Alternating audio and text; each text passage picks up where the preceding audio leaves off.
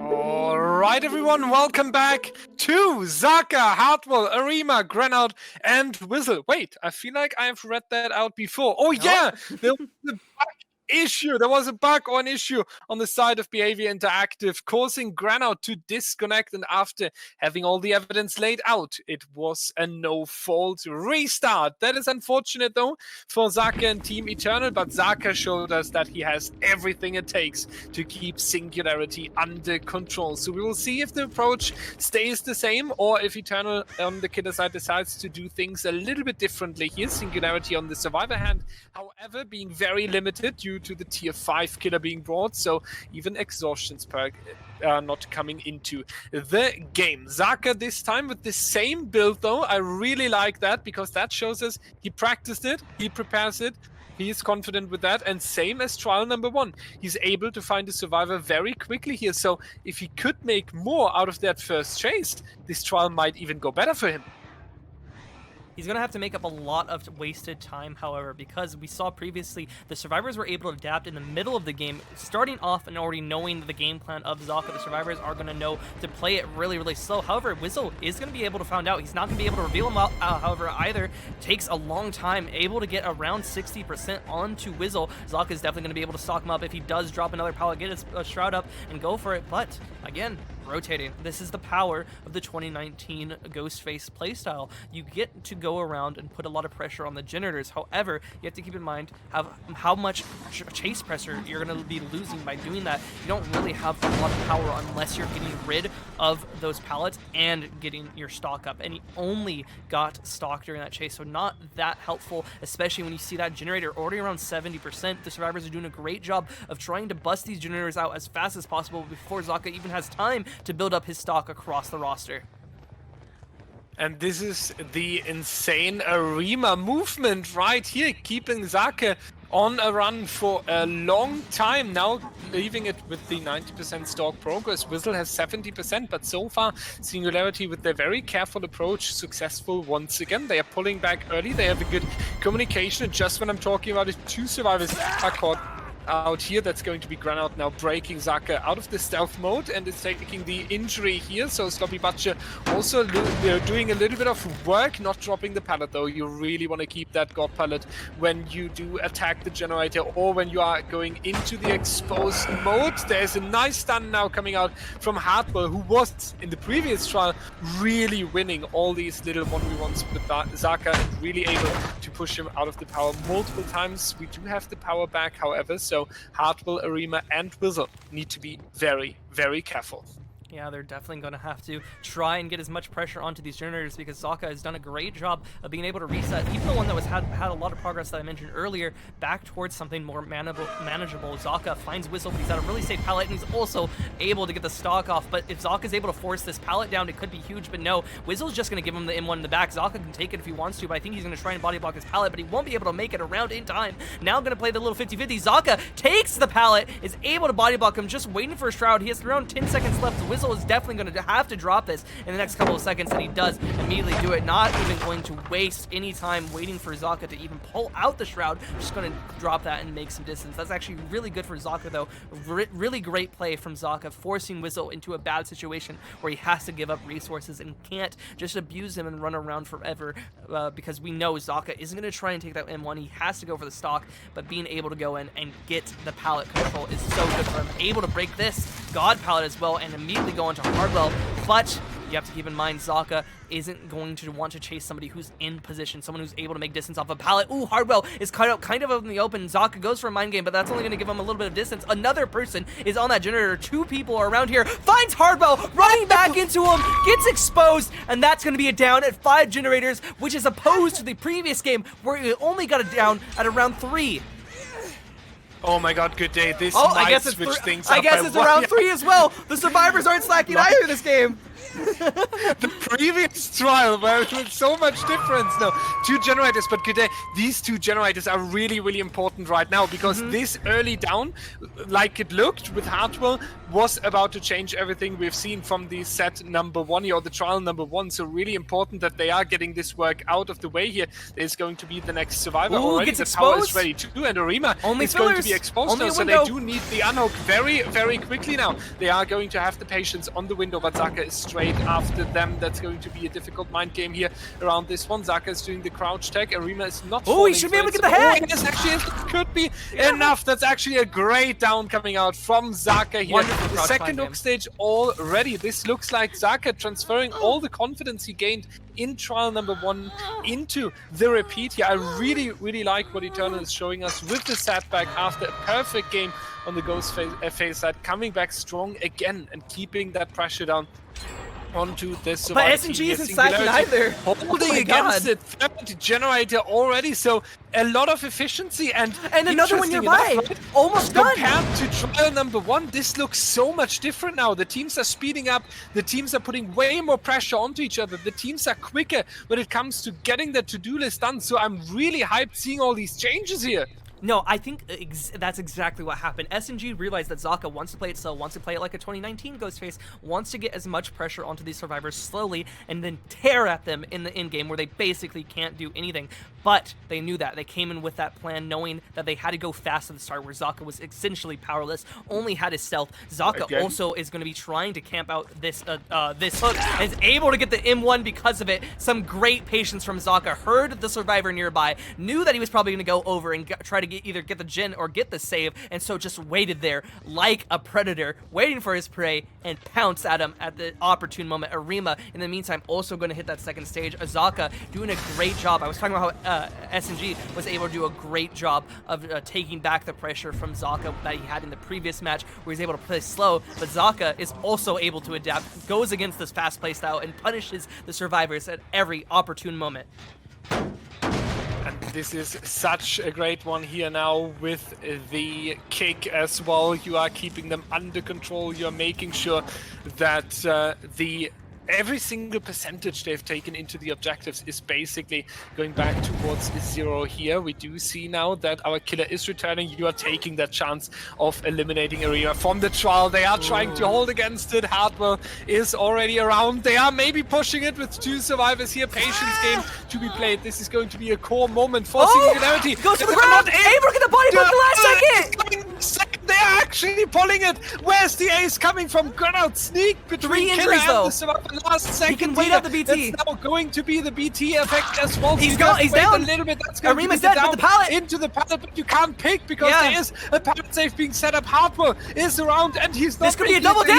He greets for the swing. It's for it, but that should be now coming up. Now it's actually going to end in a stun instead.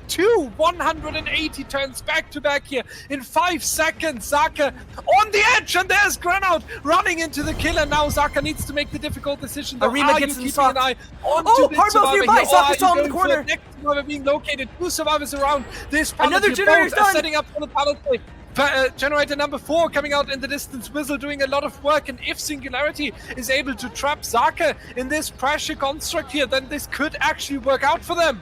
Yeah, they're not able to do anything. Zaka can't really go for the save. He goes for the pickup. He's going to greet it, but someone's running nearby. We hear the footsteps on both sides, and both of them are able to go in. Grinno able to get the save. Arima now gets away, and Zaka loses all pressure, even after getting 3 injuries, and then a down once again onto the tunnel out. Zaka loses it all, thanks to a pallet placed in the correct location. Another generator gets done. It doesn't even matter that Grinno gets down here. He's a fresh hook. He can hang on that hook for days. Zaka can't go for this. He needs to find Arima, or he needs to find Hardwell, and he needs to get pressure back onto these survivors. But Zaka finds an unlucky position. The survivor has one of the best pallets in the map, and he's forced to leave and just take what he has with Grinno.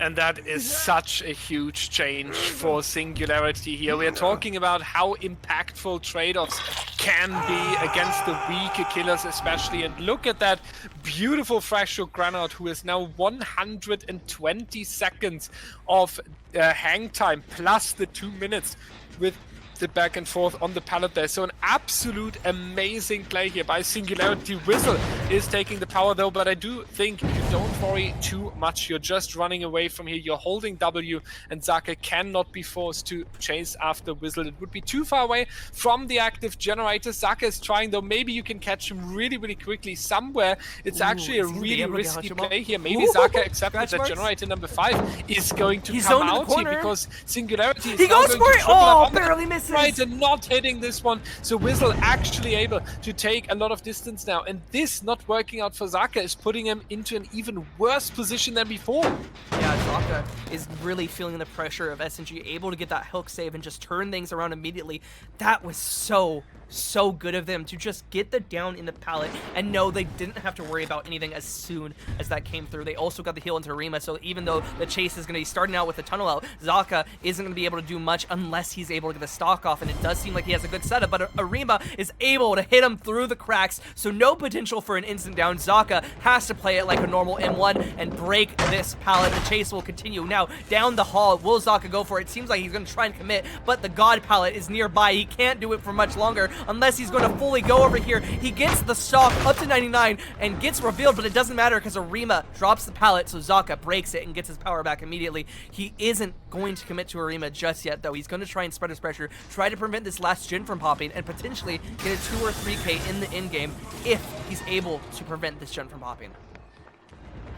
Yeah, Zaka's in such a difficult position right now. You have so much going for you and against you at the same time. Hardwell once again the one that breaks you out of the power here, and you slightly need to make the decision as well, right? Will you be able to keep the survivors under control, or are you trying to set up for a fresh hook for the end game, just taking the 10-point swing from a potential elimination on a fresh survivor and then just leaving it with that? That's going to be the difficult score calculation. They have to go for the end game. Here we do now have the greeting once again from Singularity, like in the previous round. Zaka is losing a little bit of additional time just here, and once again he's going for this waiting game. I really love how Zaka was able to pull it off twice in these trials. Arima is going around. Granite is, it seems like he's predicting it at least. Both of them are waiting here. There's Whistle being a little bit more in the open and more far away from this generator. No, he's actually going for almost a grab coming out right there last second. But that was a little bit of a jump scare onto Whistle there. Really great. And this also proves the understanding of Zaka, right? Yeah. And it's going to be, it worked so many times, and usually you are trying it and the second or third time it doesn't work anymore, but Zaka is setting it up so perfectly with such a great positioning, timing in the game as well, that it's absolutely great to watch. Look at the survivors. Look at Whistle. He was just injured, right? Not anymore. Back to full health immediately. SNG not wasting any time, being fully efficient. Zaka also in the corner of the map. The survivors could be working on these generators, but it seems like they're all trying to be safe. I think they're all worried about, honestly, being fully revealed. But if you look at Zaka, only Arima is the one who has any stock on them, so they don't have to be this scared. But just the threat of Ghost Face power is enough to cause slowdown in the game. And that's really the strength of Ghost Face, is he's able to be a constant threat at all times across the map. Yeah, this was, I didn't even notice that they reset that so far, because it was not in the frame of my expectation how quick they have done that. And this is now going to be the swing once again. You can really feel how Zaka now really needs these injuries and the downs, because the pressure is rising and rising. It's going to be the injury onto Hardwell, but you have to let them go. The generator setup not the best here as well. Arima needs to play careful, but you have two survivors, Granite and Whistle, that can just freely work on the generators and put all the pressure into these objectives at the moment. So Zaka really running after them. Singularity is dictating how the trial is happening right now. They are in control. They are in charge of what's happening on the Larry's Memorial Institute here. Zaka trying to rotate around. He's constantly trying to cut the survivors off, but it doesn't really work so far. Singularity always one step ahead when it comes to tracking down Zaka, when it comes to communicating about Zaka's current position here. So that's really the advantage they're taking in this first trial of the grand final here. We do have Whistle once again being injured, we can just count the seconds until Singularity has the full reset once again here. But Zaka needs something serious here. All these injuries are great. They're putting a little bit of time onto but it's not enough yet. Yeah, he's not even getting pallets. He has this one that was dropped earlier, you know, in the pallet save, but that's about it. He doesn't really have any value out of any of these chases. Now gonna waste a couple more seconds with the eruption. We always laugh when it hits. Haha, stupid killer. But it does waste time over the match, over the course of the match. A couple seconds here and there. The survivors are gonna get a couple more percentage points, around 10% honestly, because you take that stun, then you're stuck in the animation, then you have to kick it again, then you have to walk over to a different generator. It wastes so much time. It's actually very, very underrated of a perk, but enough about that, as Cannell will be starting the next chase, gets a really powerful pallet, however, but Zoc is able to get it out of the way at least, and now he's going to be able to rotate away. He knows that someone's working on that generator across the map, thanks to the call of Brian, but it could be two people, and it could be already popped by the time that Zoc gets over there. He's going to have to be really, really aggressive about this and get a hit as soon as possible, or else the survivors are not going to be messing around here. That's now going to be Hartwell taking the next injury. Whistle just leaving, going to call Brian one more time for assistance here on regression on the generator. Now you have to travel a little bit of distance if you want to check on the generator there. But that's not going to happen. Zaka needs the down. He realizes that it's a question about how many points Eternal wants to carry out of this trial in case they're not getting serious pressure onto the survivor team. Right here, you are faking going across the room, but Arima has proven a lot of patience this game and a lot of good work in the mind games as well, and is able to do exactly that. Once again, is predicting Zaka's movement, is now finding the pallet right here, but even just holding W, realizing that the distance is high enough, they're just dropping this. So now Singularity also switching their approach from keeping resources to just sacrificing them in order to keep the chase as long as possible. That also must have been for Hartwell, but they do get the last generator here, so it is the final chase potentially of this first set, and that's a great mind game from Zaka, putting the survivor down on the floor. But yeah, I was about to question, do you go for any slack here? You do need a little bit more. Now's the question, is Singularity just taking this? We have two more stages right here onto Hartwell. It does look good. Whistle, Thrash out, ran out one stage. Arima can't really do anything. So I think you just take this, right? Yeah, I mean, Whistle's already at the door. Arima's right there. Is Ice going over there too? Yeah, all of them already at the gate. It doesn't look like any of them are going to risk anything about this. Just the two stages off of Hardwell are going to be wasted, and all the survivors are going to be out the door. Very, very insane work by Singularity here to open it up on the Ghost Face. That's going to be a very, very nice 6-stage game for them. Good work so far here by Singularity, getting the pressure down onto their opponent Eternal, and Eternal now is in an even more difficult situation, right? They have a little bit of yeah, they are 1 point down, 15-16. They had the setback from a very, very good killer game. Now you have 6 stages, and now you need to fulfill your plans on the Larry's Memorial Institute. So for your first and free pick, this is not really going according to plans, but we will find out if Eternal is making any major switch or if they are able to surprise us after a short break.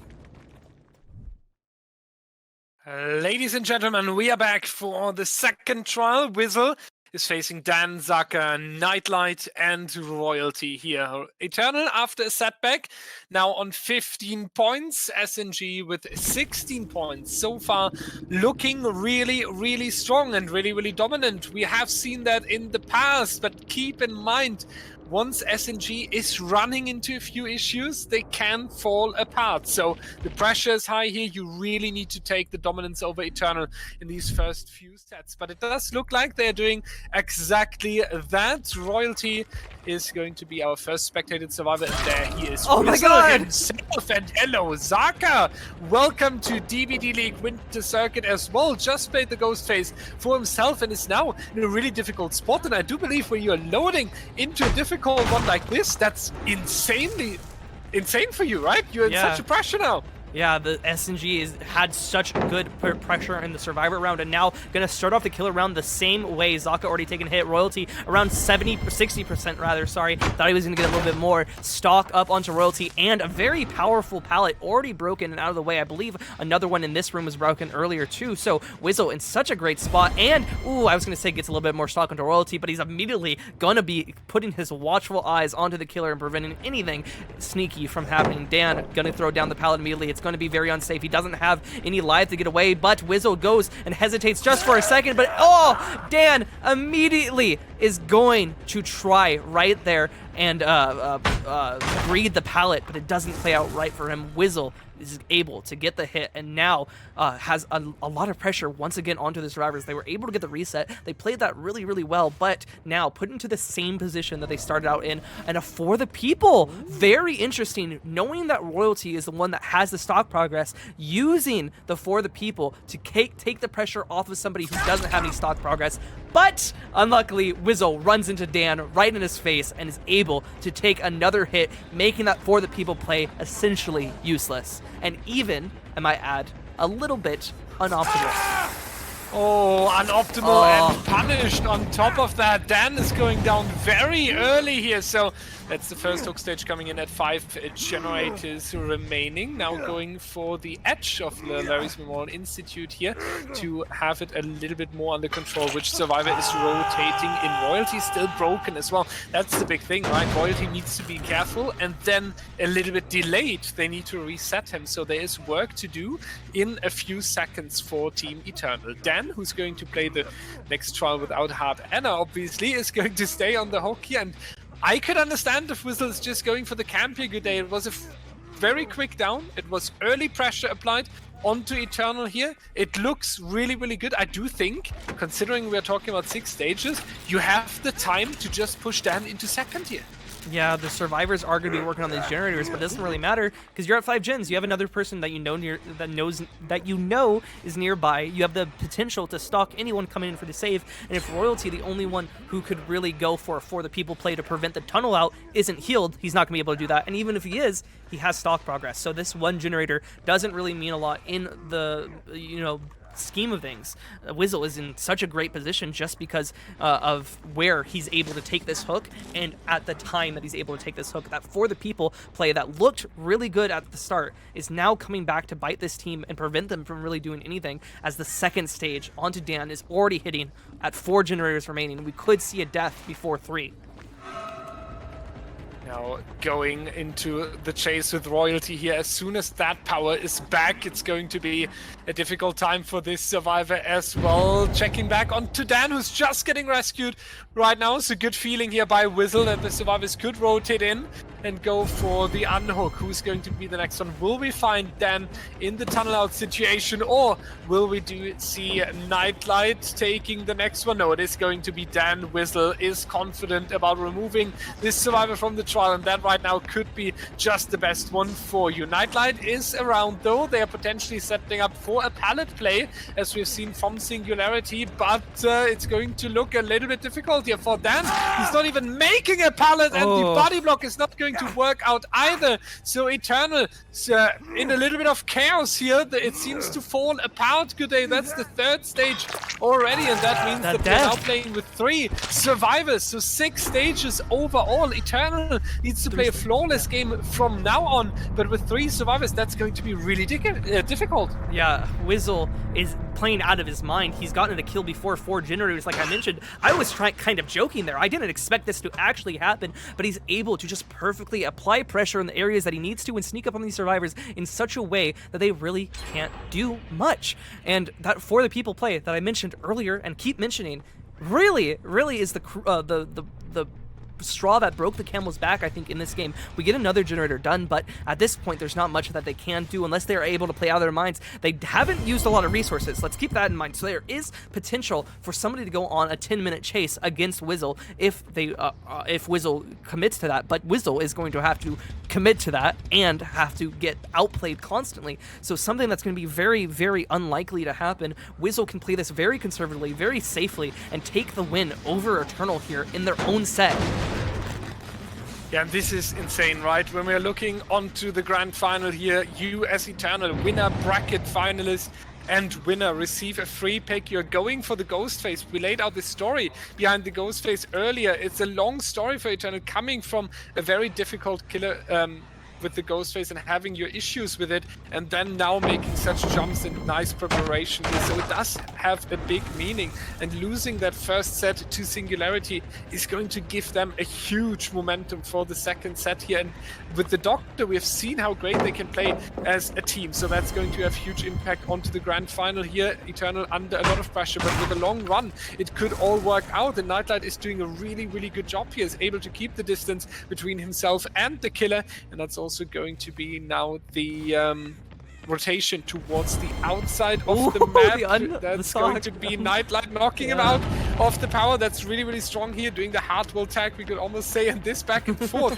is a good way to keep Nightlight here and go for the power, but it also wastes a lot of time. Yeah, another generator is going to get done. Wizzle is slowly just taken away off of his point lead right now. You know, you don't have that many gens left to do. If you're going to stay over here around these two survivors, you're going to waste a lot of time. Zaka's going to be able to do whatever he wants, and you're not going to be able to get both of them. They're going to be able to reveal you almost immediately. You're only going to get around 1% stock if they're both looking at you like that. You have to try and go for a little bit of crouch mind games, but it seems like the survivors were able to take the little bit of time they had away from Wizzle and get an injury instead of the full stock, and now are able to play around safer areas as well because Wizzle took that injury. Royalty will get fully stocked, but he's in such a safe position that Wizzle really can't get anything unless he's able to play out of his mind and get him cut off out of this little room right here. But Royalty should be able to use the windows around the map and the sounds of the Ghost Face himself to know exactly where he's going to be heading. And yep, it seems like Royalty is either hidden in a locker or edge map right now, as Wizzle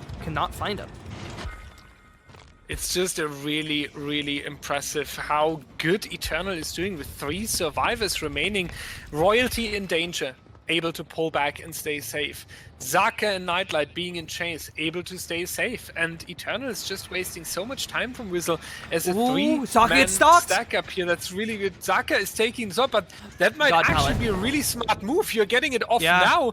You do have a lot of pallets around here, so you're able to run it out, and that's better to take it now than later when the Ghost Face is potentially coming around the corner. So this was actually 250 IQ by Zaka here. I really, really like what he has done. He does feel confident, and he has all reasons to be so. He has the strong pallets as well, dropping it last second to keep the resource alive as much as possible. So really, really good run from Zaka here, and the other 2 survivors will be at the generator. So Wizzle also has to constantly question himself, am I actually going after Zaka here, or am I checking on the generators? But Wizzle seems to really, really only a couple seconds left in the stock. Here. Zaka has it's going to come down the last seconds. Royalty takes the body block. Moving in. It's going to the wrong direction though. Had to do a 180. He gets a pallet still though. But he gets, he gets red. He red. That's going to be the down. Very, very strong from Wizzle here, expecting the greed. And the injury onto Zaka. Taking the injury, trying to set up the same pallet save as we have seen. And he's continuing to go for him. Really, really strong. On his heels. Zaka was running back for the pallet save. Chance for Team Eternal, and they haven't taken it, so Singularity will take the dominance in this one. Oh my god, insanely well played from Wizzle. Zaka was going back for the pallet or flashlight save. You see that little beamer in his hand, but Wizzle just committed to the chase, didn't even go for the pickup, and because of that little hesitation from Zaka, he wasn't able to make any distance. Another generator will get completed, but with 2 survivors on the floor, what really game are you saving right here if you are Eternal? It's basically already over. Wizzle has played out of his mind and utterly dominated in this Ghost Face set, who, again, as we've said, was Eternal's free pick. Not even just a regular pick. They could pick any killer in the game as their advantage for being the winner finalist winner, and chose Ghost Face and are now losing. And that's the big thing, right? Singularity knows the story behind the Ghost Face for Eternal. They know the meaning behind the Ghost Face for Eternal.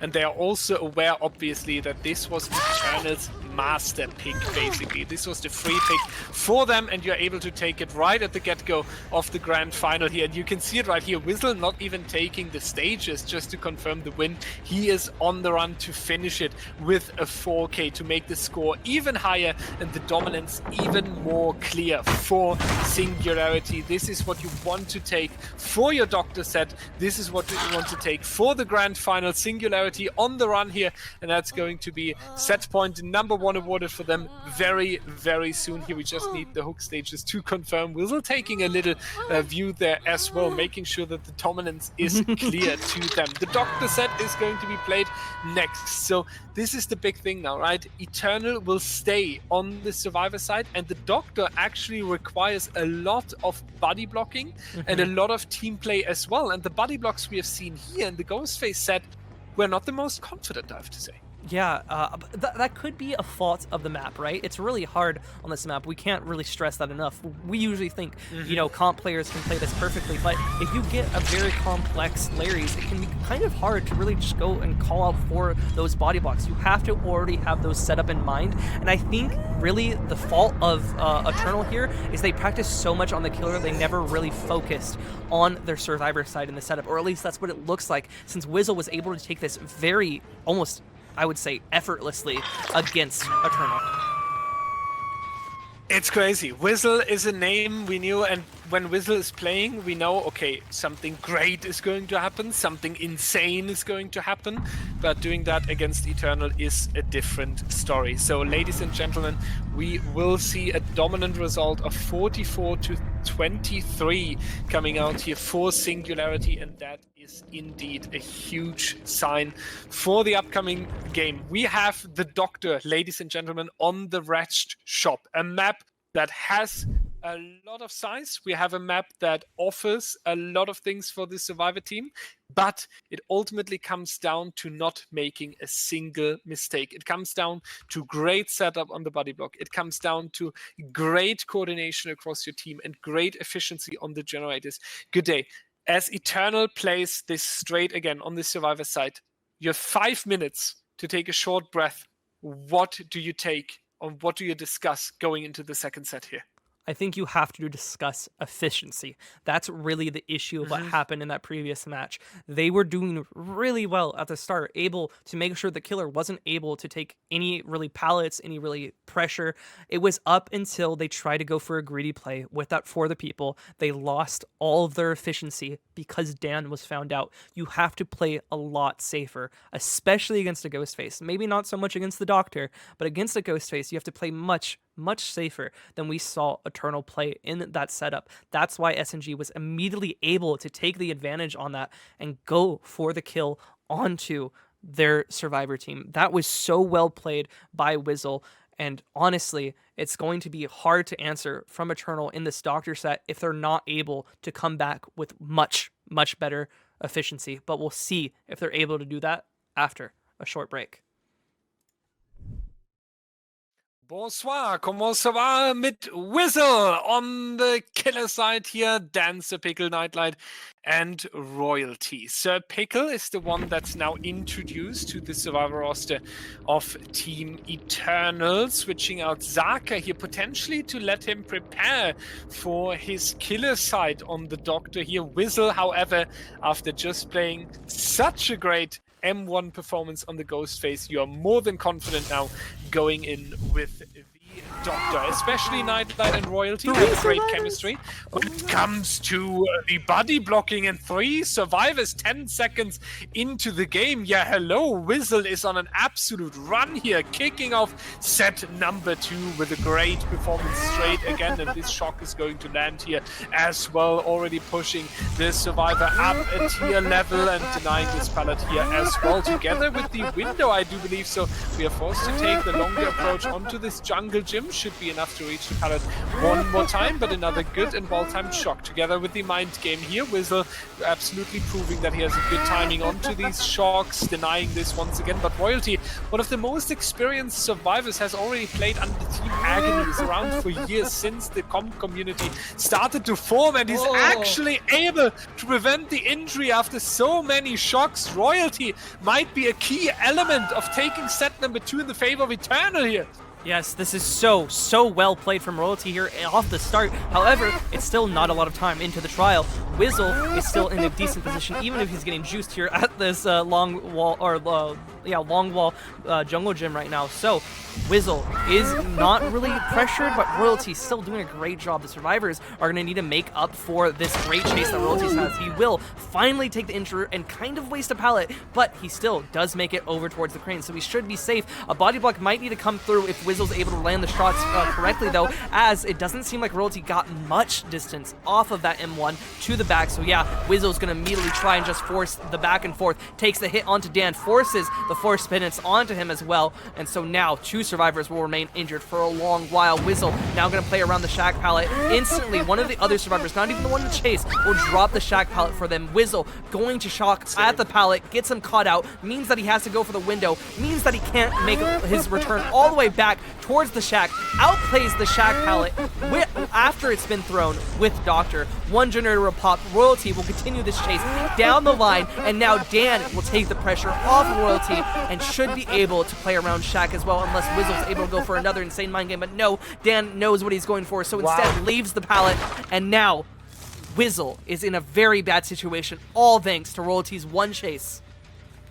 And this is why all the presentations about mindset and momentum for Team Singularity are very, very good and very, very correct.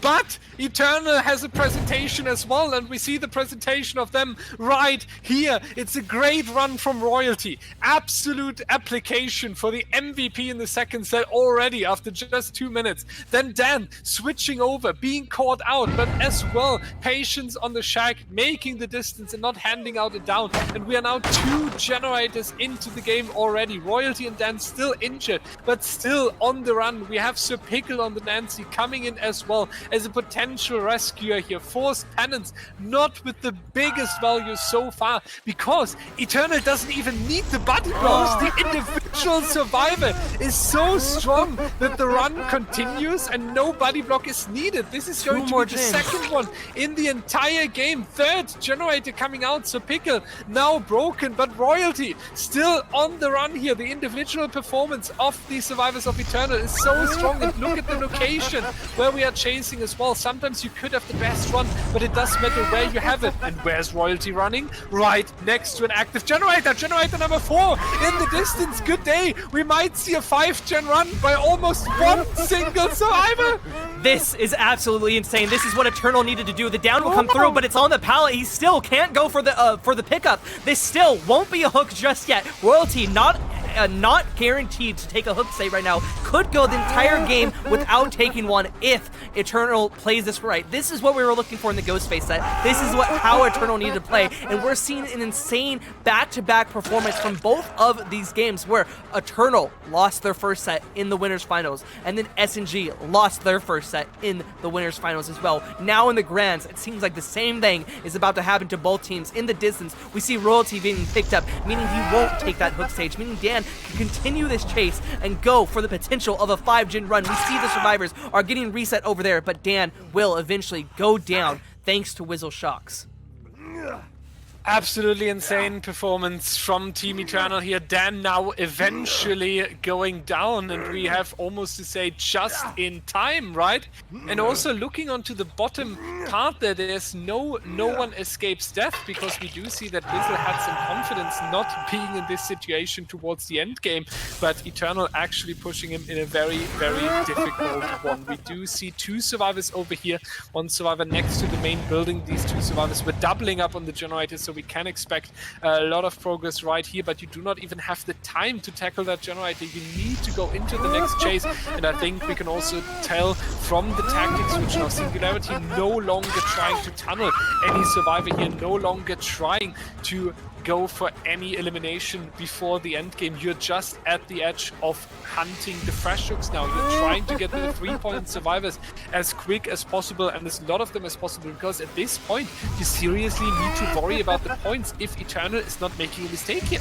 Yeah, this is an insane performance from Eternal, able to ignite basically everything that Wizzle wanted to go for. Now with the bottom of the box once again trying to do the same. The force pins not even really mattering. They're playing this exactly like how I said they had to do earlier, efficiently. They are doing so good on this map. This killer seems like they know it like the back of their hand. If I was to ask whose master pick would Eternal take, I would say Doctor after seeing this match right now. We will see that the Torment will come through. Those gens will be popped. Wizzle is bought a couple extra seconds, and with that, he's going to take it down onto Nightlight, but he's not going to have anything into the end game. He has to take advantage of this. He's going to go for the pickup. No one's around for the flashlight save, so Wizzle should be safe to get this. I think he waited a second there for the adrenaline play, which was really interesting to see. Yeah. But Nightlight is the fresh hook, and that's exactly what you need. And the important thing is, right, you just mentioned how Eternal is dominating this Doctor set. They're same as there's a story for the Ghost Face and Eternal, there's a story of SNG and the Doctor as well.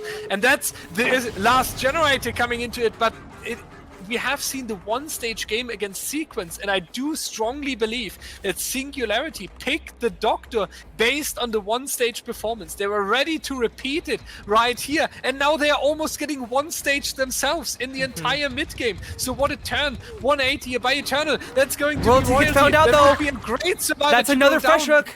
Nightlight is safe. That's very good here that they got Nightlight, but you are right. Royalty is a survivor that awards a lot of points here. So I think we'll just see Nightlight going cross-map at this point. You just take the 3 survivors out, right? Yeah, you have to. You have to. This is going to be 15 points for Singularity if they do want to come and take this hook and just guarantee that, and that's exactly what Wizzle is doing here, which means that Eternal will score 16 points in this side, giving them the point advantage, the same point advantage, I might add, that we previously saw on the Ghost Face set from Singularity, who went into the killer round with a 16 to 15 point advantage. This is just absolutely insane here. They are actually healing. They might come back. I'm not too sure. The exit gate is across the way. I do think after Ghost Face, it's important to just go for a recovery here. And I do feel like 5 stages would be an insane recovery. And 3 survivors nearby! I do understand if you would pull something crazy here. They are going for the door, actually, trying to set that up, because as soon as you would move too far, the survivor could go for the door here. We're trying to counter that with the shocks. 2 survivors are coming in. Oh my god! They are actually going for it. Last second action here by Team Eternal. Nightlight taking the broken status effect. Could goes down now, though. Wouldn't be the biggest punishment. It's going to be the advantage. Actually lost track here a little bit. Lost a few seconds. That's going to be 1 survivor blocking, and that might be enough for Team Eternal. Nancy, Sir Pickle, is he going to take the MVP title? There's a rock in between them. There's no way he gets around. The trees! The trees! But he's forced back in the map! He's forced back in the map! He's forced back in the map! They're going for it! Good day! They might make it happen! They might make it happen. They're forced back in the map. Everyone's injured. They can't go for body blocks. The down with the Nightlight will come through. So no, we will still just get a 16 to 15 result out of here, but very close for Eternal to get even more points in their favor. But again, only the 16 to 15 since Nightlight is only worth 2 stages. Oh, tried to go for the hatch at the last second too. Right there. Almost made it. That would have been a huge play. Turning back, but no. We will just see the hooks come through. It was just such a good attempt here from our team Eternal, going in last second and making sure. And it's actually, I think we were a little bit off, 17 to 13, because they managed to save a stage there, because Royalty was no longer the survivor as the fresh hook that come in. So 17 to 13 for Team Eternal. Great play, and I really love it, right? Because the easy solution, as we mentioned it, the easy solution was Ghost Face didn't go the way, 5 stages is a great result, let's just take it. No, Eternal was going back last second, trying it, and they actually made a very strong attempt. And even though it didn't work, it does have some impact onto Singularity, because you see how dangerous Eternal is and how great their ideas are. If they have to act on something to meet a win condition, they are ready to do it. And this is something you are going to carry on in your mind into trial number 4 as well, where Singularity will be on the survivor side, ladies and gentlemen. It will be shown to you after a short break. Welcome back, everybody. Zaka himself now played the Ghost Face and has so much experience on the M1 killers. But Zeno, Granout, Arima, and Hartwell also have a lot of experience against such killers, especially against the Doctor. We do remember the one-stage game against Team Sequence in the previous week, where they have basically introduced a heal chain, even through a sloppy butcher. So I wouldn't be surprised if Zaka is going to bring either sloppy butcher or forced penance to counter that completely. We are going to take a look in a second on the red shop here, ladies and gentlemen. It's going to be such a deciding set already. Is it going to be Singularity with a 2-0 coming in, or is Eternal actually able to tie this early on? And we do see a forced penance, and on top of that we do see a no one escapes death, and I do think that is a great decision by Zaka here. We are talking about 5 stages, so it's really, really important that you apply the pressure early on. Zaka is going to really need to try and spread this as fast as possible, and we see that Hardwell is going to try and deny that as fast as possible, throwing down this pallet before Zaka even gets over there. I don't even know if that was worth it in the time relevance area, but you are forcing Zaka to chase you in an area that is really, really contested, so you're going to have a lot of issues going after Hardwell if he's able to chain this into other stuff, which it looks like with how much stuff's around and with how willing he was to throw Shack Pallet when he didn't need to at all. He is going to be able to chain it into stuff and chain it into body blocks as well, as we see Grenout also nearby. Zaka times the truck perfectly, however, is able to get an M1 off the start. So Singularity maybe being a little bit too confident here at the start, as Zaka is trying to show them who's boss. Yeah, there we have the first huge difference, right? Royalty with the insane one! Oh my god! Oh my god! Going down, unfortunately, and that's such a difference now. First down in the previous trial on the Doctor was almost 4 minutes into the game. Granout now just barely 90 seconds, I believe it was. First hook stage already, and only 5 you need for the win condition here. There's someone behind this truck that's now going to be revealed by the power as well. So what a start for Zaka, and this is what Eternal needed. This is the comeback Eternal needed, and this is also proving them that they still have the dominance in this set here, especially after their great survivor attempt. First generator coming in clutch here. That's the efficiency you asked for. Good day. You are obviously getting it delivered by these two top teams fighting for the crown here. But Zaka, I do believe, even if there's efficiency, has the time to even camp this into the second stage.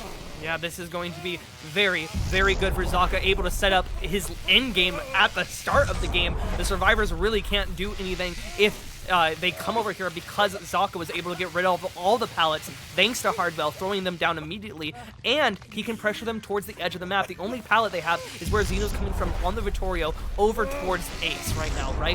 You can only go over in that direction, but you have to trade your hit stages perfectly to be able to do that, because like we're seeing right now, Zaka can take the M1 if you're not perfectly positioned to go over there and pressure you, but Hardwell answers back perfectly as well and is able to take the body block. However, he's hit with the force penance, and Zaka can now force him into the dead zone of the map. And this is just such a huge potential for Zaka here. You have 3 survivors injured. One of them only is broken, pallet. can't even be reset, and only 1 pallet here in this corner of the map. You're preventing it one time. You are going to prevent it another time. No, you're not going to it. And what a great mind game now by SNG survivors getting into distance. But Zeno a little bit too close to the generator here. Zaka will just switch targets, and that's going to be 1 on to Zeno here to prevent the window. Another one to make sure that he can't fall that one, and that looks like an M1, except there's last second a survivor appearing on the side of Singularity. No, that's going to be the down second generator coming out, so the survivor team holding against it, proving efficiency, but now with 2 stages already. Third generator on the way, suffering from the sloppy butcher there. So it's a lot of efficiency, but Zeno now also being in the basement, that's going to be really, really tricky. So it's an edge, right? But I do feel like if SNG can establish their heal chain again, which they showed against Sequence, combined with this generator, nothing is decided yet. Yeah, this is still very back and forth. Eternal has a much more dominant position going into the early game, but you still need to get hooks in that end game. We already see another gen popping, only one remaining. And is there a 3-gen? I can't look around right now. Zaka, can you please show us? No, there's no 3-gen, so he only has this basement to play around. He has to camp it out, but also at the same time, he can't camp it out, because if he doesn't, the survivors are just going to pop the last gen and get out of here. This is now going to be the next camp by Zaka here. Very, very understandable decision with the no one escapes death in the back pocket there as well. Just taking hook stage number 3 here for the points, working towards the win condition that has to be met by Team Eternal. Remember, it was 5 stages across 3 survivors. We do see that Hardware is rotating around, trying to set up from the outskirt of the red shop, meanwhile doubling in the distance, but they're just on 25%, and Zaka now, after the hook stage has been applied, absolutely showing his game sense, going to the correct generator with the doubled up survivors, and that's going to be Arima taking them one here as well after a very, very good shock by Zaka here. So the chase continues, the pressure is high. They do have an additional survivor behind the main building here, so we are chasing 2 survivors, and with the information that the save just came through, that means that no survivor right now is sitting on the generator. So the efficiency going back to 0. They are running together. Granite will potentially work as a bodyguard for Arima here, going to take the M1, but that denies more efficiency for the generators here. So Zaka gaining more and more time, but the pressure he does apply to 2 survivors, doubling up on the generator in the distance once again here. Zeno is the one leaving into this direction. That means the fresh hook you're looking for, Hardwell, is right over here, and that could be the win condition for Zaka. Not much to work with, only this one pallet here, but Zaka has to rotate once again, so everything is on edge here. Eternal about to take set number 2 for themselves, but Singularity holding against it like masterclass. Nothing to work with here. Yeah, it's going to be hard. Zaka is forcing them all into these dead zones. We see Arima trying to make something, but there's nothing around here, only this seawall tile over here, but Grenout is going to still just go down and take the hit. That is, I think, going to be a fresh hook. No, someone who's already been hooked before. That's exactly who you wanted to get, and Hardwell and Zeno in the meantime are going to work on this gen, doubling it. They should pop it. Arima, however, is going to be the sights of Zaka immediately after this hook comes through, so the chase will continue, and this could not get any closer. Noed also going to activate, so no one can come in for the save on Arima after he gets the down onto them, so Arima for sure needs to make sure they don't go down here. They have to get out. Very, very great pallet drop last second here. It's coming through, and Zaka is just going to kick it. Coming in with the little bit of additional movement speed right there, trying to work around the shack, but is actually zoning himself to waste more time here. He does have this one pallet. When is the no one escapes death being cleansed? When is Hardwell, the healthy survivor, coming in? We do see a flashlight trying that Zaka is going for a little Imagine bit of SNG wins this. is taking the down. This is insane, because Zeno is the one survivor that wouldn't be he gets around the tires! No one escapes death movement coming in clutch! That is, it came down to the tires. It's so hard to double back on your teammate. We saw that earlier that Grenout was able to do it, but you have such a high risk of just body blocking your teammate and forcing the death. So Zeno had to go around the tires, and because of that, Arima is going to get hooked. They have to get saved off this hook. I think if they get traded with Zeno, they'll be fine, but there's no way they make it all the way over that door without cleansing the Noed. The good thing is that Zaka isn't going to be able to camp that Noed. It's still going to be out in the middle of the map. The survivors have to find it before second stage hits. They have to find it. There would be a tie, right? If they save it right here, that would be the tie on the Doctor set on the red drop, ladies and gentlemen. So a lot of pressure going on here for Team Singularity. They need to do it. They need a great attempt like Eternal did in the previous trial. They are on the Noed. No one escapes death. 20 seconds to go on the hook timer right there. They are going for the setup as well. So as soon as the totem is cleansed, they are rotating over towards Arima here, and they are going for it. If they trade, it could still If they trade Zeno or Grenout, it's going to be 29 to 28, I believe. That's true. That's going to work as well, but we need to see what they are doing. The totem is cleansed now. They are going in. Zeno is coming potentially as the bait here, as the injured survivor. Now we will see. Oh, Zeno gets down! That's exactly who you want. You want him to take the death. Is going on, and he you throw down the firecracker. So you get the save too. This is insane. They're going to be able to get out at least one. At least one. Why is Hardball off the back? Oh, because no one got cleansed! He's able to take the body block now!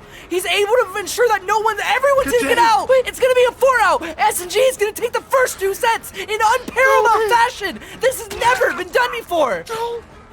No way, they downed Zeno as the bait and then dropping a firecracker save. Good day, a firecracker save after sacrificing Zeno as the bait. Someone needs to bring me some medicine. I'm about to freak out here on my casting chair. Singularity writing world-class story that has never before seen sacrificing a survivor, making it look like 6 stages and the loss for a firecracker trade. 30-30 in the last second. We have to run it all the way back with Zaka on the killer first for Team Eternal.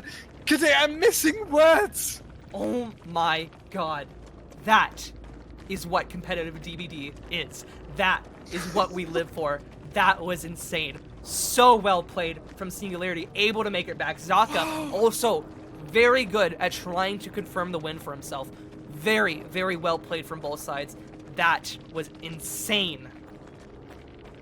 It's insane. I think we all need a break, and the viewers will need one as well. Ladies and gentlemen, just giving you a short impact. It's going to, or input, it's going to be Eternal now coming out on the Doctor again. We are playing the tiebreaker. We needed a session. Who is taking the Doctor set? We are just going alternate orders. So Eternal is starting back to 0-0, ladies and gentlemen. See you in a few moments.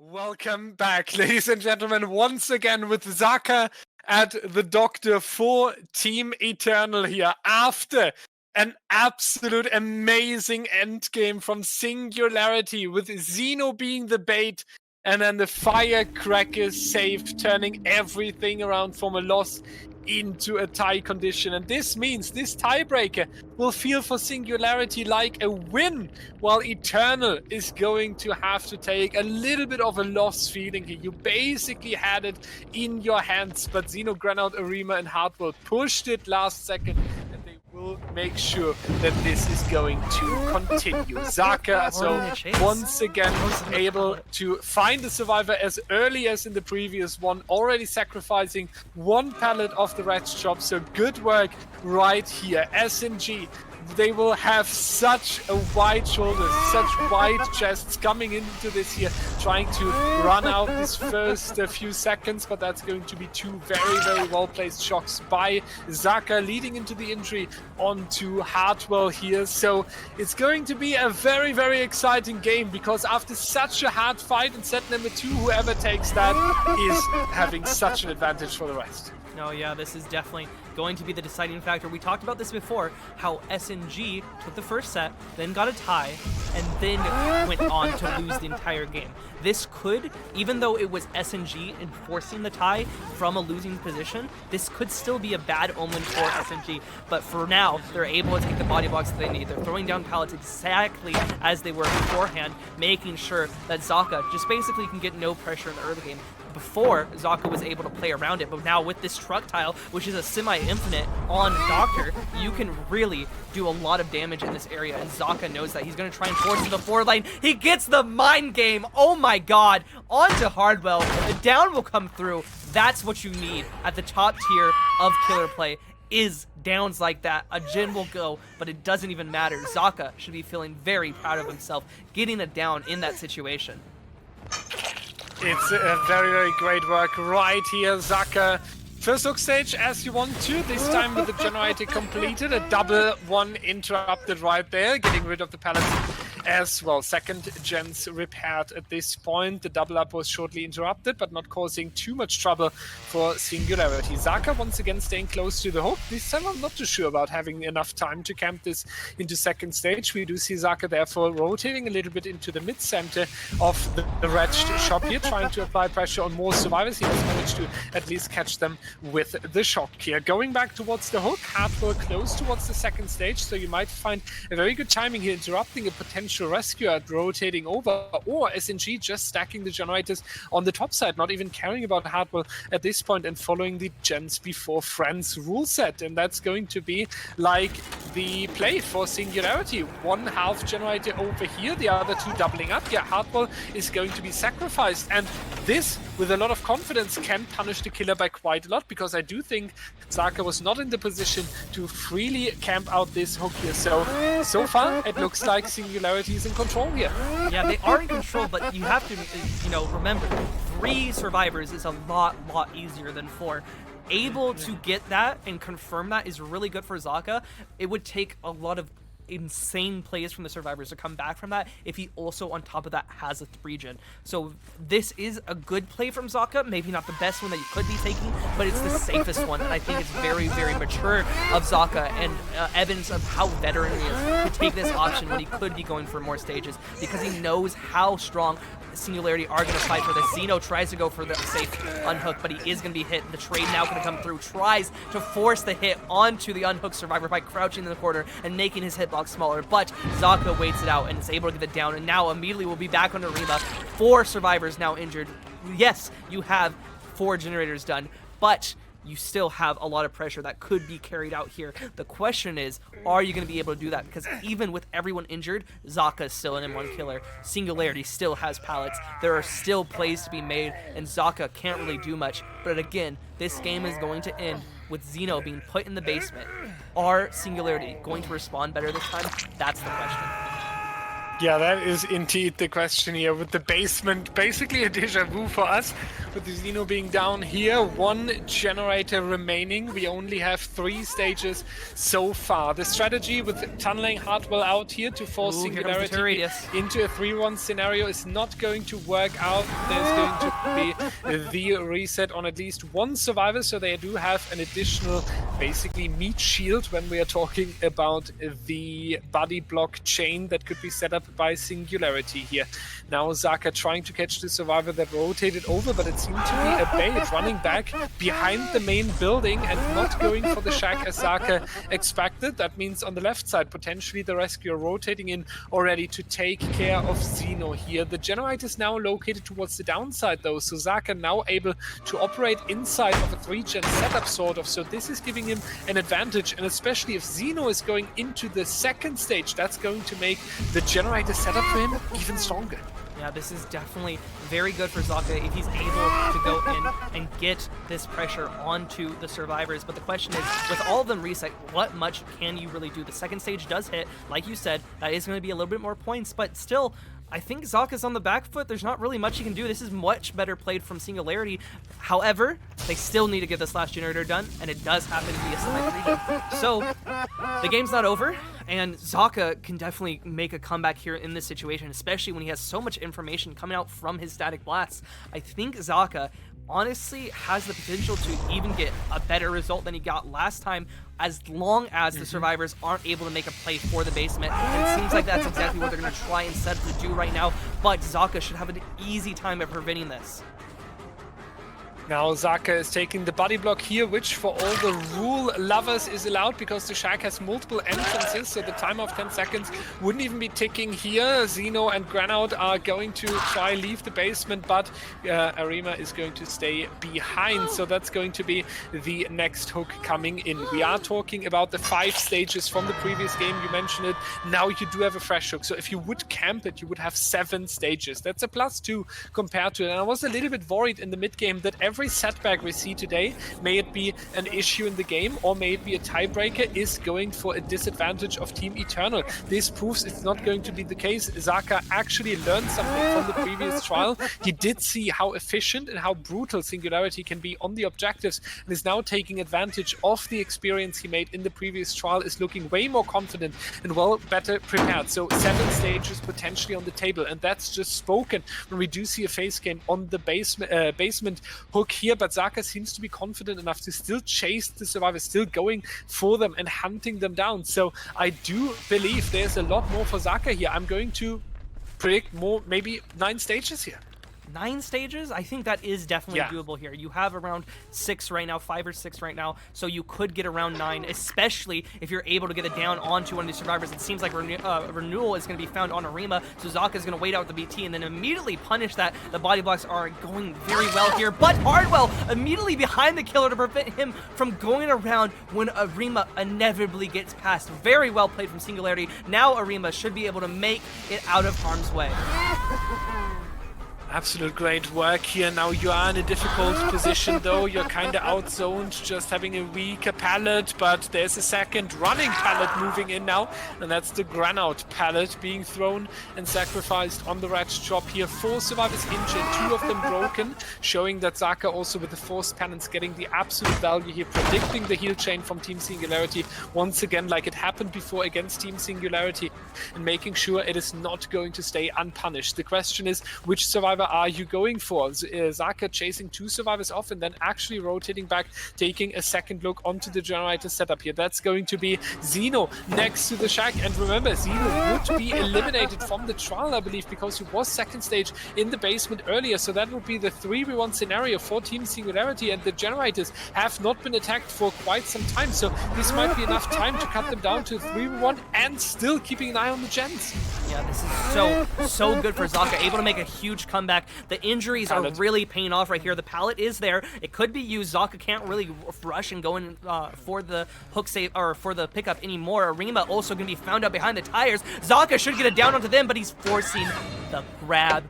What a great play right there. The survivor should be able to get Zeno off the floor right now. And keep in mind, Zeno is the death hook, so that's who you want off the floor. Because right now, you don't really care about points. Your killer hasn't had time to play, but Zaka knows that. So he's going to try and pressure the save off the floor. I don't think they'll make it in time. Zaka should be able to shock them. It's going to be a last second, but oh, he goes for the static blast. Not even risking it. Instead, just getting the guaranteed information out of that static blast.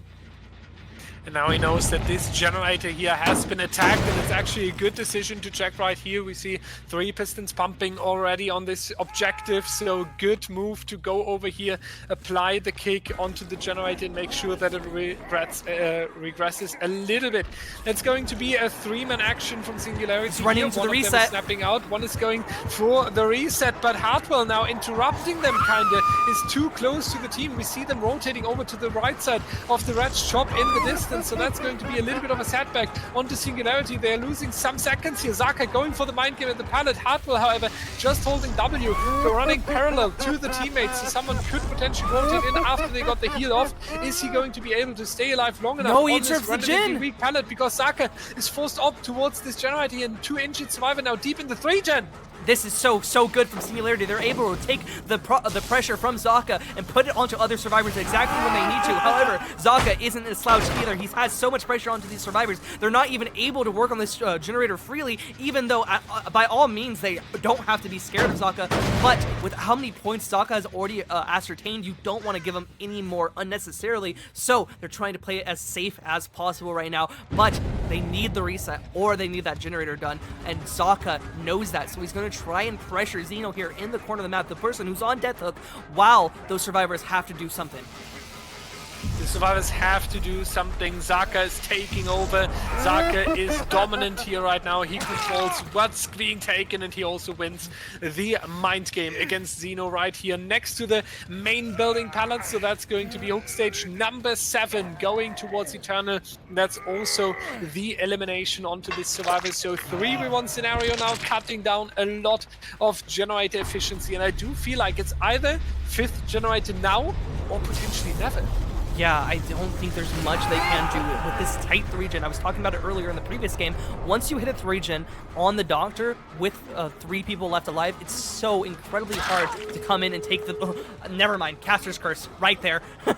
there it is right there. I was going to say it's so difficult, but even still, even with that last generator popping, that's a down onto another survivor. Another survivor is about to get about to go down as well. At a TNL wall, there's not much you can do, especially with the Doctor shots. You also have the information on where the last survivor is, then thanks to them screaming from your static blast being broken like that. So Hardwell should be found out pretty fast unless he's on that gate. But even if he is, it still means that Zaka is going to have pressure onto 2 other survivors and be able to get hooks, especially since Grenaut is a fresh. You don't really even care if Hardwell gets out. It's only a swing of 3 points as you get 7 from this fresh hook onto Grenaut. However, if you do go for Arima, you need to make sure Grenaut doesn't get that hatch, because that will be a swing of 10 points. Yeah, Grenaut is the absolute priority for Zaka right now. That would be the 10-point swing. It's good that we have at least one stage escaping, right? Because it does cut, or it does create a completely different win condition now. It's not just about escaping. You do need a little bit of stages out of the door. Not just someone, needs to be someone with 2 stages for Team Eternal. So that was a very important change there in the win condition, getting this 1 stage out of the door. It might seem minimal, but it actually has a lot of effect gameplay wise. We do, however, have the tracking tool built into the Doctor. We are trying to hide behind the chest here, but that's not going to work out. Grenaut, nice attempt whatsoever. That's going to be 11 stages for Eternal, meaning we have a 26 to 11 right there. So good that they got 1 stage out of the door. It is important for the upcoming trial we are playing, but still, Eternal, after this tiebreaker, shining even more. Yeah, they've done so well. Zaka was playing out of his mind, really. He was able to take a very bad situation. Singularity were playing very well, very efficient, very fast. And still, Zaka was able to stay calm, know what he needs to do, and forced the situation to where he looked like he was the dominant one, and it ended up being the dominant one in that in-game, able to get a 3K with only 1 person on Death Hook being the person to escape. So very well played from Singularity and Eternal, but very well played especially to Zaka himself. Absolute great dominance from Eternal right here with 11 stages on the Doctor set. Just to give you an idea, usually we are talking about 5, 6 stages on the Ratchet Shop. So what a performance by Eternal. Singularity under pressure in trial number 6 at this point, and we are going to be back for you straight after a short break.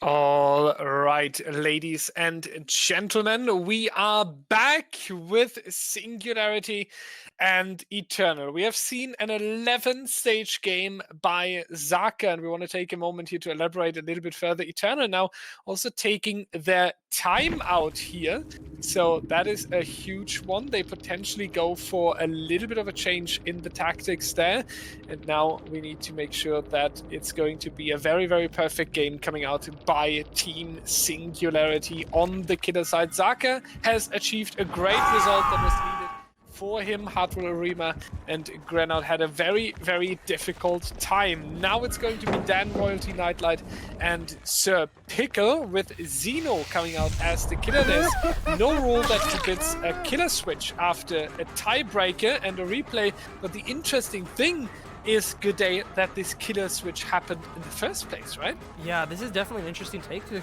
come out here. You know, normally we don't see Zeno playing many of the M1s, but he's already been able to get 1 hit off, so maybe he's correct on the Clockter here, trying to go around this tile right here. Oh, wait! Did Dan just accidentally sandbag his teammate? That's so insane. I was going to say, he's trying to go around this tile here, but he's taking it a little wide, but Dan doesn't even matter about his teammate taking it wide. He just throws the pallet in his face. Yeah, that is a very, very unfortunate start for Team Eternal here. We just talked about it, how Zaka got the 11 stages in and put them in such a good position, and then unfortunately opened this against Zeno after 15 seconds with a down. So that's going to be now a lot of trouble here on the side of Team Eternal. They are over here on this generator, and there's one survivor already close to the hook. Dan is the one that was trying to pull the Pickle as early as possible, but it's not going to happen just yet. But this time, good day, I don't think we have to argue. This time it's definitely enough to camp. Yes, this is definitely the opportunity to, especially when you have another survivor right in front of you. There's no reason that Zeno should really leave this hook right now. even especially because another survivor is going to try and come in for the save. You're wasting 2 people's time, and another person was on this generator previously, so if they're nearby still, you're also going to be wasting their time. But it seems like from that missed skill check, we're going to have somebody on another gen. Dan going to be trying to use that pallet, and it's going to be able to just barely buy enough time for Nightlight to be able to come in and get the save. Zeno, however, should prevent this pallet from being dropped, meaning Zeno could still play around this, but no, Sir Pickle somehow in between shocks is able to throw it down. Now, we do see that Zeno is trying to go after the next survivor, is already getting the static blast downs for a little bit of extra information, but the first generator is already coming out here for Team Eternal. That's very needed. And the next run needs to be a royalty chase, I feel like. You need something that lasts really, really long again. You need something that cuts the time from Zeno, wastes his time almost, we have to say, and puts him in a really, really difficult spot. But Nightlight is already injured. However, he wins the 50-50 around this pallet. He is dropping it in the right direction and blocks Zeno from just getting around. So Zeno is actually dropping the entire chase, going over here, coming to the generator that has been blocked by the Merciless Storm, I believe is what we see right there. And that's going to be now 2 survivors being located, one of them injured, and a body block right there. Dan basically with a second chance to take the hit for his teammate here, but so far Sir Pickle feeling confident enough to carry this on his own. Yeah, he's doing really, really good at this opportunity. Sir Pickle doesn't really need anything, has this window, and should be able to make the next one. Oh, maybe not, just barely. Zeno's able to catch up the last second, and the body block from Dan that I thought was going to come through and let Sir Pickle take this window was a little too late as well, meaning that the hook will come through. Zeno going to get a couple more points. I believe Sir Pickle was the person who was hooked originally, so that's going to be only 2 points for Zeno as well, and another generator is going to pop for Eternal, putting them in a great position, especially when another one is at 50%. However, Zeno also has pressure now onto Royalty, able to push him off the hook. If he finds Dan as well, he could put even more onto them. The pain resonance from this hook is going to delay Dan's gen from popping just for a little bit, but not enough for Zeno to really be in a comfortable situation. He needs to make sure that right now he prevents this save from coming through, or gets a hit onto Royalty, or both. That's going to be the tricky one, right? If the Pickle dies, it would be a really, really horrendous moment in this game. Another gen! In a 3v1 and 2 generators remaining, actually getting 2 of them done here. But you really, really want Sir Pickle being in your team, still being on the survivor side, working on the generators, and even more important, putting some pressure onto the killer here. We do see a back and forth onto this one. Royalty is coming in as well as now going to take it, and that's actually going to work! Oh my god. Making it happen here. Zeno is going to chase Dan now. That's the survivor you really want to see out of this game, but every single second is now basically a win for Team Eternal. They are able to work on the generators a little bit longer. That's going to be Nightlight coming in last second, going to take the injury. Static blast being applied as well, potentially catching a survivor that needs to go for the snapping out, and Zeno needs to check on the generators here, because that's the difficult tile to approach, or the objectives that really matter, and Zeno is not finding a survivor. Eternal pulling back entirely, and I really, really like that, because this was the perfect moment to go for something like that. Yeah, this is so good from both the sides, honestly. Like, this game has just been so back and forth at this moment. You had a lot of good early pressure from Zeno, but after all the gens have popped, it's just been so, like, it's so turmoil, some word like turmoil, but actively used, because Zeno is able to get these hooks, but the survivors don't let that slow them down. They're able to keep up the pressure even through these hooks, and this chase from Royalty as well is going to ensure that the next 2 gens aren't going to be hard to complete either. Zeno needs it down, and he needs it now. He has this crane tile to work with. However, the Paladin drop already broken, so Royalty knows he needs to now head over towards the jungle gym, and the pallet is broken here as well, so Royalty is kind of in a scary situation. He needs a body block. I don't think there's any pallets in this area, so a body block is the only thing that would save him, and it doesn't seem like anybody is nearby, so comp corner it is. Are the survivors going to be able to do the last 2 generators in the time that it takes for Zeno to get this hook down? However, I don't think it is. This gen only at 50%, the reset also going to come through, and this gen that Sir Pickle is working on also only at 50%. Yeah, they're slowly getting it, they are slowly working towards it, but they are not really putting Xeno in a dangerous spot just yet. Royalty going onto the hook. The good news is that is your fresh hook. You have 2 minutes of hang time on that survivor, so you can put a little bit of time into the objectives here, and the objectives are also located quite far away. You have one over towards the shack side, and you have one towards what comp players would potentially call the 10 onto this map on the left side of the main building. So this really works out for you. You do take a little bit from that. Dan is now taking here the next injury. So Nightlight and Serpico, the ones that can also be a little bit risky here, and we seem to see exactly that, rotating in, saving Royalty here out of the comp corner, just casually snapping under the hook, while Xeno is going to tunnel out Royalty here anyway. But Royalty now actually able to work all the way back towards Nightlight, who's now taking the injury. It will, however, be Royalty tunneled, but fourth generator already ready. And remember, we had 50% on that other generator, so good day. We might actually see Eternal being in a good spot here. And the difficult thing, in my opinion, is that we don't have any endgame related pack.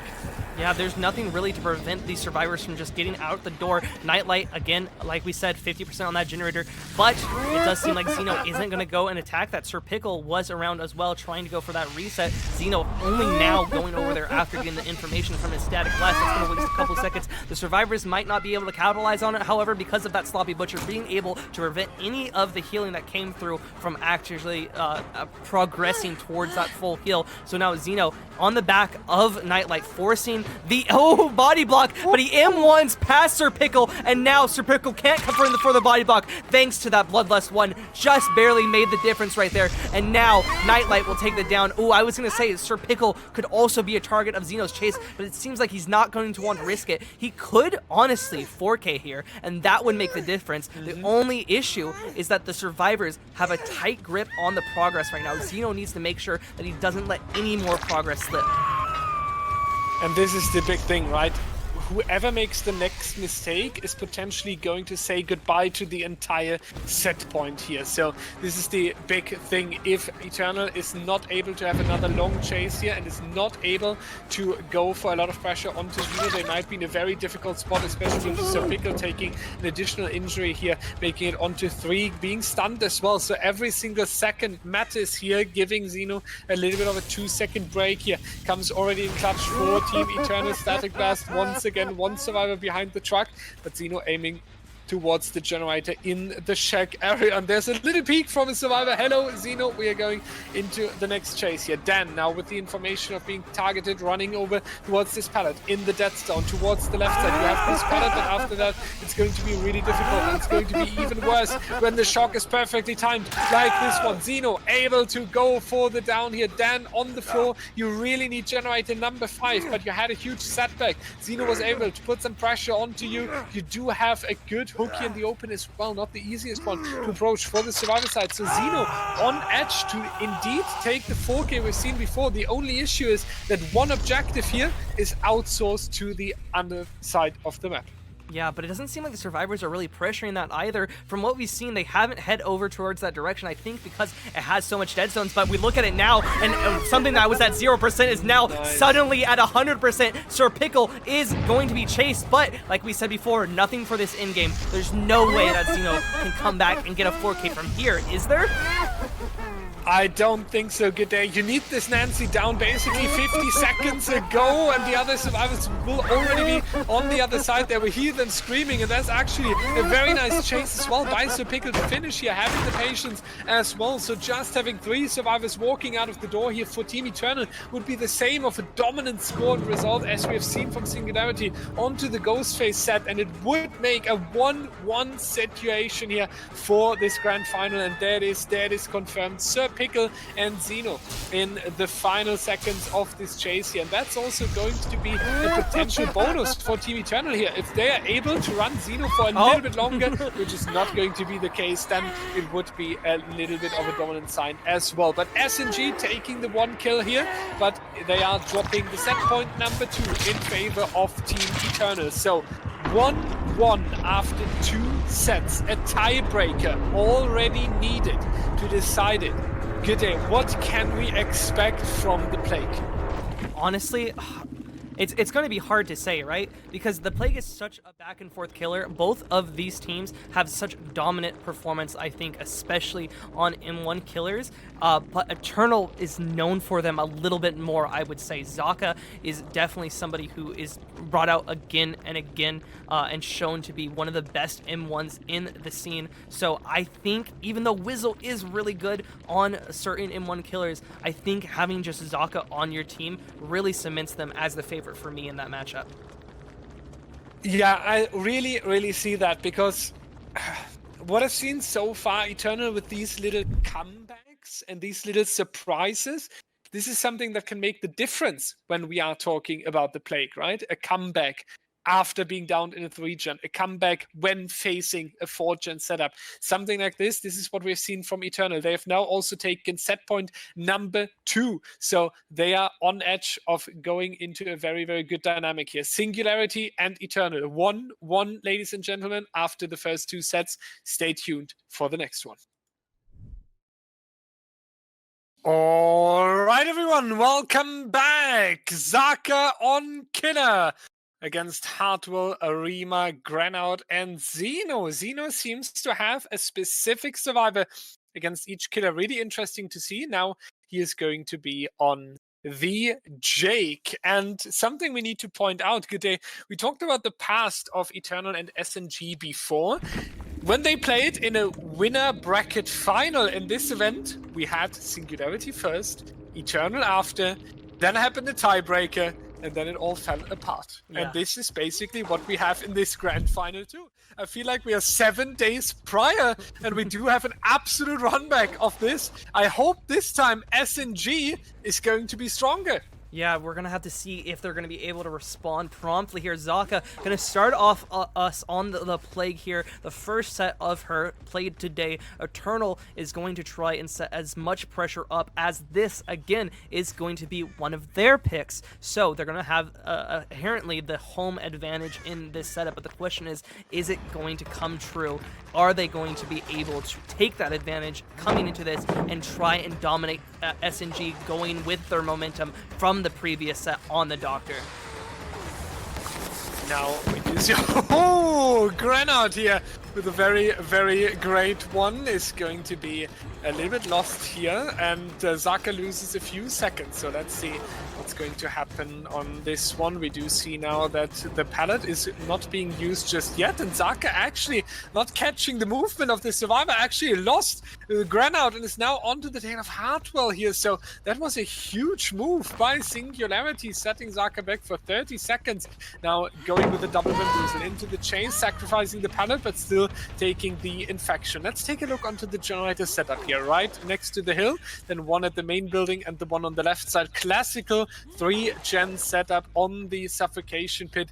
I'm really interested if Wizzle is going to receive the Wizzle or Volga RNG. These two players are known to have really, really insane setups on their killer sides. Here I would say it's a very classic suffocation pit, home map of the Plague, and we can tell that Singularity is not wasting any time getting their hands on them.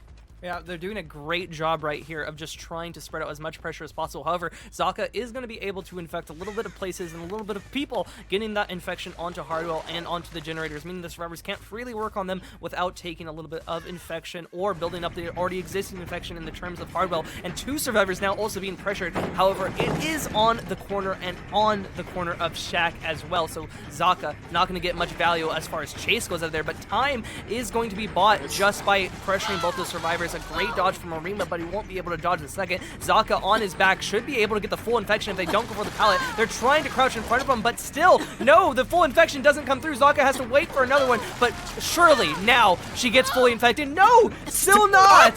Still not. Arima is going to be able to get the stun, go across the pallet, and still only now going to be infected. However, Zaka isn't going to take this embarrassment lying down. He's immediately going to get his power and should get it down onto Arima pretty soon. Yep, immediately after the first one gets the down onto Arima. Very, very insane. Arima, the magician, we almost have to say. That was really, really impressive how they were able to dodge the full infection for so long, being in such a difficult spot as well. So absolutely great work here by Singularity. First hook stage, no Greater as a trade-off so far, so Eternal with a very, very good position still. Zaka doesn't need to be worried too much just yet. Has a power pool close to the midsection here as well on the right side, and we do catch the next one. Xeno onto a very, very stylish Jake here on the Suffocation Pit, feeling the vibes, and is actually able to run Zaka out for a little bit longer onto this TNL, and that's going to be, however, the jump into the killer. Zaka, however, misses. That's but now going to be a difficult one because we still have the power here, and that was a very, very nice one from Zaka, ending this chase basically in a 2-tap, and that's feeling really, really rewarding. Yeah, that was so good from Zaka. The survivors aren't going to take that sitting down, though. Going to be able to get one generator completed. The hook will finally come through, but it's actually going to waste a lot of time since he had to go across the middle of the map. He wasted a little bit of time there. I think he needs to be wary of protecting his 3-gen either on this side where he has the hook or on the shack side. And I think with how much progress, yep, you see across the map right there, with how much progress and free reign the survivors had on this side, I honestly would have taken them down towards the bottom shack side and taken that position instead of the one up close, because now I'm allowing the survivors not only to work on the generators where they already have progress, but also the ones where they don't have any progress. And I think Zaka just misweighed his priorities in this situation now, but the survivors haven't capitalized on it so far, and Xeno is going to be hanging on this hook. Zaka also has his power right next to it, so this unhook is going to be near impossible to get, but like I said, the 3-gen has been broken, and the one on the bottom is about to get broken as well. Grinout also sneaks by. We see that the killer is going to go for the power, but it doesn't even matter. Grinout was able to sneak by and get the unhook onto Xeno while no one was watching. This was just an insane down, though. And Xeno going down. What a nice one here by Zaka. That's going to be the 3rd generator in the distance, but also a very, very great next hook stage here for Xeno. That was really clean from Zaka. And also this midsection has a lot of potential. You can easily monitor a lot of generators that are around this area here. Xeno also eliminated in 55 seconds from now. So a lot of good work here for Team Eternal in this case. Let's see what's going to happen. We do see a few scratch marks on the shack right there, so there's one survivor working on the left edge next to the shack, and it seems like Zaka is taking it safe, just going to take the elimination. This generator here is on 50%, so a little bit of time going to be for the killer. If you are able to go for the full elimination here and then interrupt that survivor on 20% on the generator in time, you have such a good potential for more stages. Yeah, the end game is definitely going to be something that you have to consider, though, and No Way Out being a part of Zaka's build is going to definitely, you know, play into that. If he didn't have No Way Out, I think he would have been in a much worse position, since the survivors can, you know, just force out these generators. We're probably going to see one at least popping and another one very close to completion. If Arima isn't, or sorry, Hardwell isn't started on a generator as well just yet, I would be surprised. No, they weren't actually. So yes, I am surprised. Xeno will take the death. One generator will pop, and now we should see Arima's gen getting interrupted. But no, we won't even see Xeno heading over there just yet. Instead, heading over towards Grinout's, which I think is the one that didn't get completed. So Arima's was the one that finished. Now we are sitting on the difficult Suffocation Pit gameplay. 3 survivors with 1 remaining generator. We have seen this situation a lot of times in the Suffocation Pit. It seems to be the standard strategy and the established strategy. The difficulty is that the generators are spread out. That was the great work from Singularity, but Zaka able to go for a very, very nice down here onto Arima with the mind game that's working out. No pallet stun here just yet, so that's going to be hook stage number 2 for Arima. We do have this generator on the bottom side. Zaka needs to be worried about is immediately heading over there. Will he be able to stop the generator for Team Eternal? That is a yes, because the survivor right here is already leaving. No balance landing in play, so that's going to be a difficult chase now onto the shack. Just slow vaulting to have an additional vault over the window. Well, it would be blocked, but a bamboozle could lock it down for the survivor anyway. We are going towards the outside of the map here. Not that many resources anymore. There's this jungle gym you can work with, and it's not going to work out. Very, very great work by Hardwell, throwing the pallet last second to force Zaka into the attempt of a swing here. Now going back towards the midsection, potentially the shack once again with the filler pallet next to it. Actually, I didn't catch that before, so very, very good map knowledge here as well by Hardwell. Nice awareness. Now back towards this window here. Going to come into clutch. Yeah, you mentioned it. They still... Oh, actually, they're getting it done. because they doubled up immediately. No, on yeah, the top activated side. immediately Really, too. really insane gameplay by Singularity here. Hartwell will be thrown on the hook. Good day. I think there's enough time to attack them. I don't know if you do though. Like, you can risk so much here in this situation if you go for the unhook, and it seems like Zaka is going to be hooking away from these doors as well, so it's going to be hard to make them back to the doors even if you do. And with, you know, everyone being broken thanks to the Plague's power, I don't really see a way out of this for you if you are SNG. I think you just have to take your licks, go out the door. I think this would result in a 19-11, if I'm not mistaken, end-up score at the end of this if they do just take the outs right now. So I think while that is pretty bad, a 7 points difference in score, you just have to take it here because you can't risk any more than that. I have to agree, yeah, it would be a little bit too much risk if we are thinking about it, so just letting Hartwell go would be the right decision here. It will be painful though.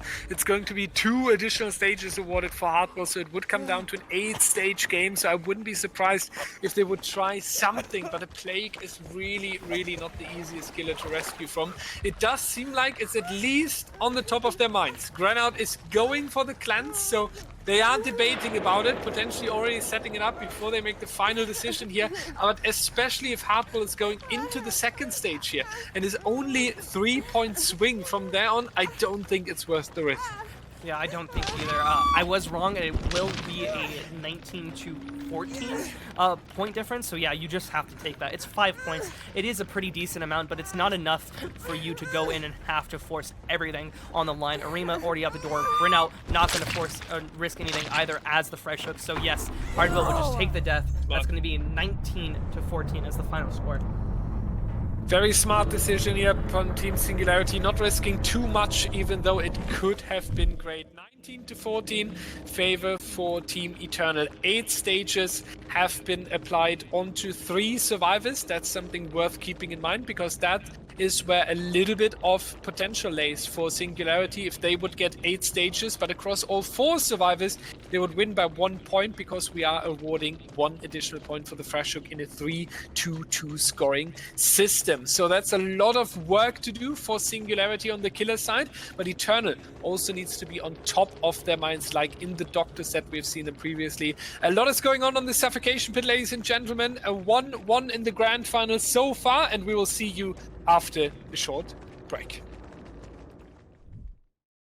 Ladies and gentlemen, welcome back. Xeno taking the responsibility on the M1 killers. That's an interesting one here, because before we have seen Singularity coming in with different players on the M1 killers, but for the grand final, it seems like the in-game leader and team captain is taking the responsibility himself. So Dan, Zaka, Nightlight, and Royalty are going to face Xeno on the Plague on the Suffocation Pit. We are about to hand out the second set point. It's 1-1 so far. We have a win condition of 8 stages across 3 survivors, or that would be the tie, but 8 stages on 4 survivors would be the win for Singularity here. So let's take a look how this is going to be played out. We do see a little bit of crouching action, taking it very, very slow right here. Xeno's trying to find the first survivor. He does have a 4-gen setup a little bit better on the top side. The generator that was previously located towards the right side is now on the top midsection, but it will all come down to the question if Xeno is able to take the advantage out of this setup. So far, Eternal taking it slow, and that's exactly the approach for a successful game. Yeah, this is exactly what you need to do as Eternal here, is just make sure that Xeno really can't put any pressure on you in this early game. Right now, I would say it's probably best to start working on this generator since Xeno's now in his Corrupt. There's really no reason to just wait out Corrupt unless you're 100% sure you can wait out entirely, and that's never really a possibility. So I think, yep, as you see Zaka's already being found, I think you definitely need to have already started on those generators if you are Eternal. Zaka can be able to use his live, get a Wraith from this shack and get out of the zone that Xeno had placed on him, but instead Xeno just tries to cut him off, and Zaka sees that the entirety of that left side is actually going to be a dead zone, so he can't head over there. Instead has to stay at the shack, has to use this pallet in order to get away, and Xeno is going to try to prevent that to the best of his ability and try to get this puke as fast as possible. But it seems like Zaka is doing a great job of making Xeno actually lose exactly where he was, and now Xeno has to go away up to the top of the map, and the survivors should have a lot of progress started on these generators already, because that lasted at least 20 seconds, and the time it takes for him to get back up to there is going to be at least another 10. Yeah, this was a very, very good start for Team Eternal here. The slow approach working out here. Xeno not able to catch the survivor early, and the corrupt intervention basically not leaving any impact onto the suffocation pit here. Now we are 2 minutes into the trial, and the difficult thing is for the killer, as longer you need to find the first survivor, the longer you need to track someone for that first chase, the more difficult it becomes, right? You do start to feel the pressure a little bit. You do start that the game is going exactly how the survivors planned this, and this is going to be the benefit for Team Eternal here. A puke that didn't hit its target. We see that from the score event right there. That is 25 points for Xeno. Would be great if it would be added to the score, but that's not what we are awarding in DBDLeague here. We are seeing Xeno back onto the generators, and Eternal still nowhere to be found. They are taking a few percentages here and there, but they are absolutely shining. Yeah, they're doing a great job of trying to just stealth as much as possible. I don't know if that's the correct play, though. They are doing good at what they're doing, but is what they're doing really the correct play? That's the question, because now there's not a lot of progress on these generators. Xeno has a lot of information on the map. The only thing that's really been weighted out is his corrupt intervention. But at the same time, does that really matter when you have no gen progress at all? And on top of that, Xeno also is going to be able to puke on a lot of these objects and prevent survivors from freely using them as well, providing more natural slowdown that the survivors really can't contend with. This is now Dan injured here on the main building, already a strong trial. And I have to agree on what you mentioned tactically, right?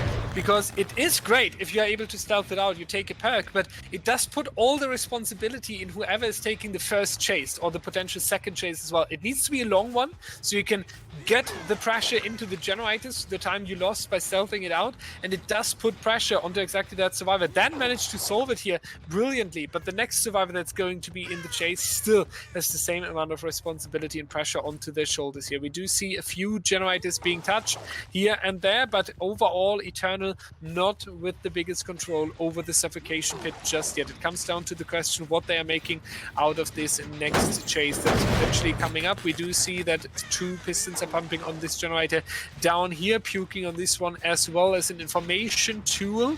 Also interesting to mention that Xeno tried in the winter circuit to go for the add-ons combination that is going to give him a long infection time.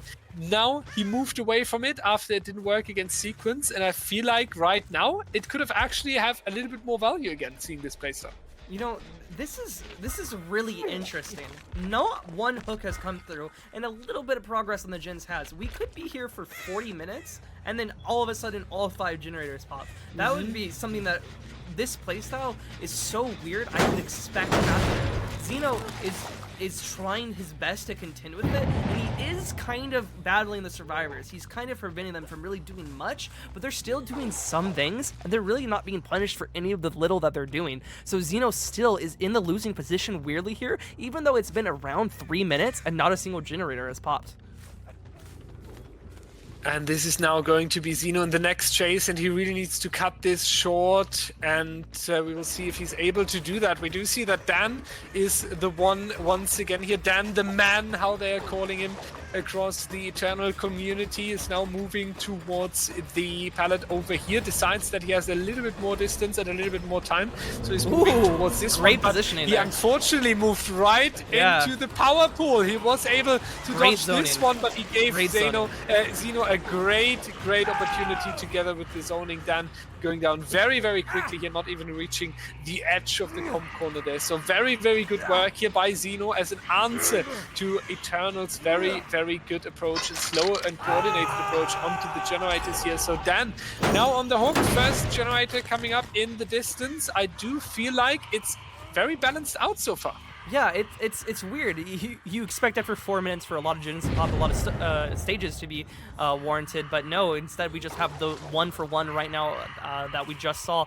But the question is this where the play style of Eternal that they've done so far falls apart? Because really, you can't stealth, you can't not do generators, you can't ensure that the killer can't chase you when you have a survivor on hook and you have to go for that objective. It's time sensitive. You can't wait for him to go into second stage or heavens, fuck it, or the death stage as well. It'd be incredibly unsafe for them to do that. One generator again will pop, but now the survivors, as you're seeing, have to run in and try to get that save.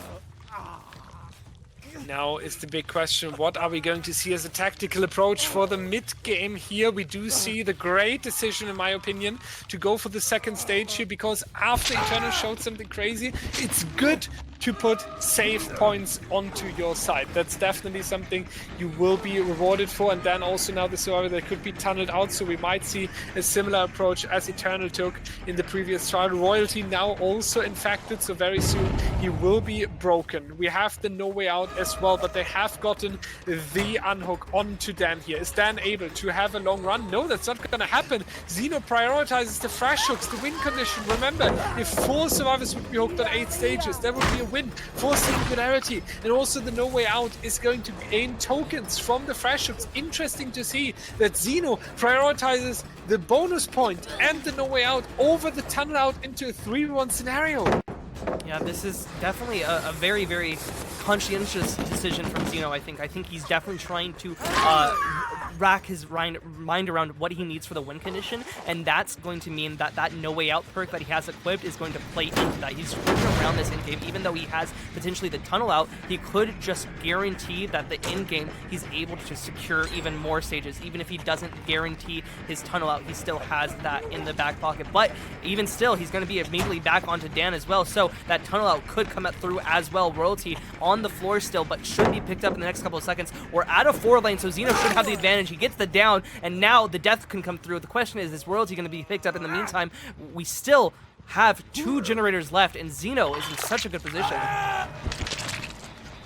Now Xeno really starting to take the dominance. We have 4 stages very soon onto Dan there, so that's going to be a very good approach here. Just basically halftime for what Xeno needs to achieve. 4 stages already done, 8 are needed. We do get rid of this pallet here on the main building as well. Zaka is the one that is now in chase. We have seen great chases from him before, but even more dangerous has been Royalty, who's now leaving this generator right here. I don't know if Xeno wants to go into chase with Royalty right now, who looks so confident today in the grand final, while also another generator being potentially attacked here by Team Eternal. So that has priority. Look at this progress though, 4 pistons already, close to the 80% marker. So that's something Xeno needs to keep in mind. The bottom of this suffocation pit is really prepared. The good news is, even if that one pops, you still have kind of a creature. Yeah, Xeno's definitely not worried at all in the position. Even if all generators pop, you have that no way out on top of that. You should be able to get at least 2 more hooks before that happens. Another generator is going to pop over, so that's going to be a little more scary. You can't go as far as Xeno was previously, going across the map back and forth, but you still have a lot of the map to work with, a lot of the map in your control, and especially because of how many dead zones, honestly, are made on this map, thanks to the fact that all of the survivors who ran on the top side of the map and used a lot of those pallets. So Xeno now working with a very controllable situation, but opting to go towards bottom. Interesting. It is a guaranteed kill. You have your power. Well, not guaranteed if he gets the stun, but it should be near guaranteed. Never mind. Caster's curse. Literally every time today I've said something shouldn't happen, it does. Yeah, I'm better taking over before you take the entire game apart here. Okay, but that's going to be now the rotation back towards the midsection here. We do see the blood, we do see the scratch mark. Someone was just right here getting the percentages into the generator, and Xeno still in the calculation calculation game every single second. Can I go for this chase? Do I have to return for this generator? And this is Royalty for me. The Oh my MVP God! of Eternal so far. How is the generator being done? How is it done? There was no progress on it, and now it's gone. Royalty is down on the floor, but is it going to be enough? Only one stack of no way out. Keep in mind, he only tunneled out one survivor, only got one hook on one survivor, never got that fresh hook onto Royalty that I was talking about would be so crucial coming into the end game, and now Nightlight's going to be cleansed. Zaka's probably on his way to cleanse as well. We do have, however, Zeno zoning Zaka away from this unhook. Nightlight has to come in. This could put some pressure onto Eternal, but they still have to come in and get that save, and it should be pretty hard for Zeno to defend that, even if he does, because he has to worry about getting the down onto Zaka right now. And this is the important term, right now. And it's not going to land. Zaka is able to stay alive here. But look at this very, very dramatic mind game from Zeno. It's all about this little pallet here. And there's the down. Royalty gets unhooked, Zaka here on this one. Royalty is unhooked. You have to go for it. That's the question. You had to go for it. They do He's hiding. need these outs. They are going I don't think the door's for it. open. They're trying to hide here. Nightlight is going for it. They are going for the exit gate now. Royalty Finds Royalty already out. on it, but there's going to be Pallet the two. V-Ray coming over. That's going to be Zeno now. Going for his power. On the run, going for the last final points here. Power is coming out today. Yeah, this could still result in a lot of snowball. The doors aren't open. Zeno can go and find Zaka and Royalty. However, this is looking like it's in Eternal's favor.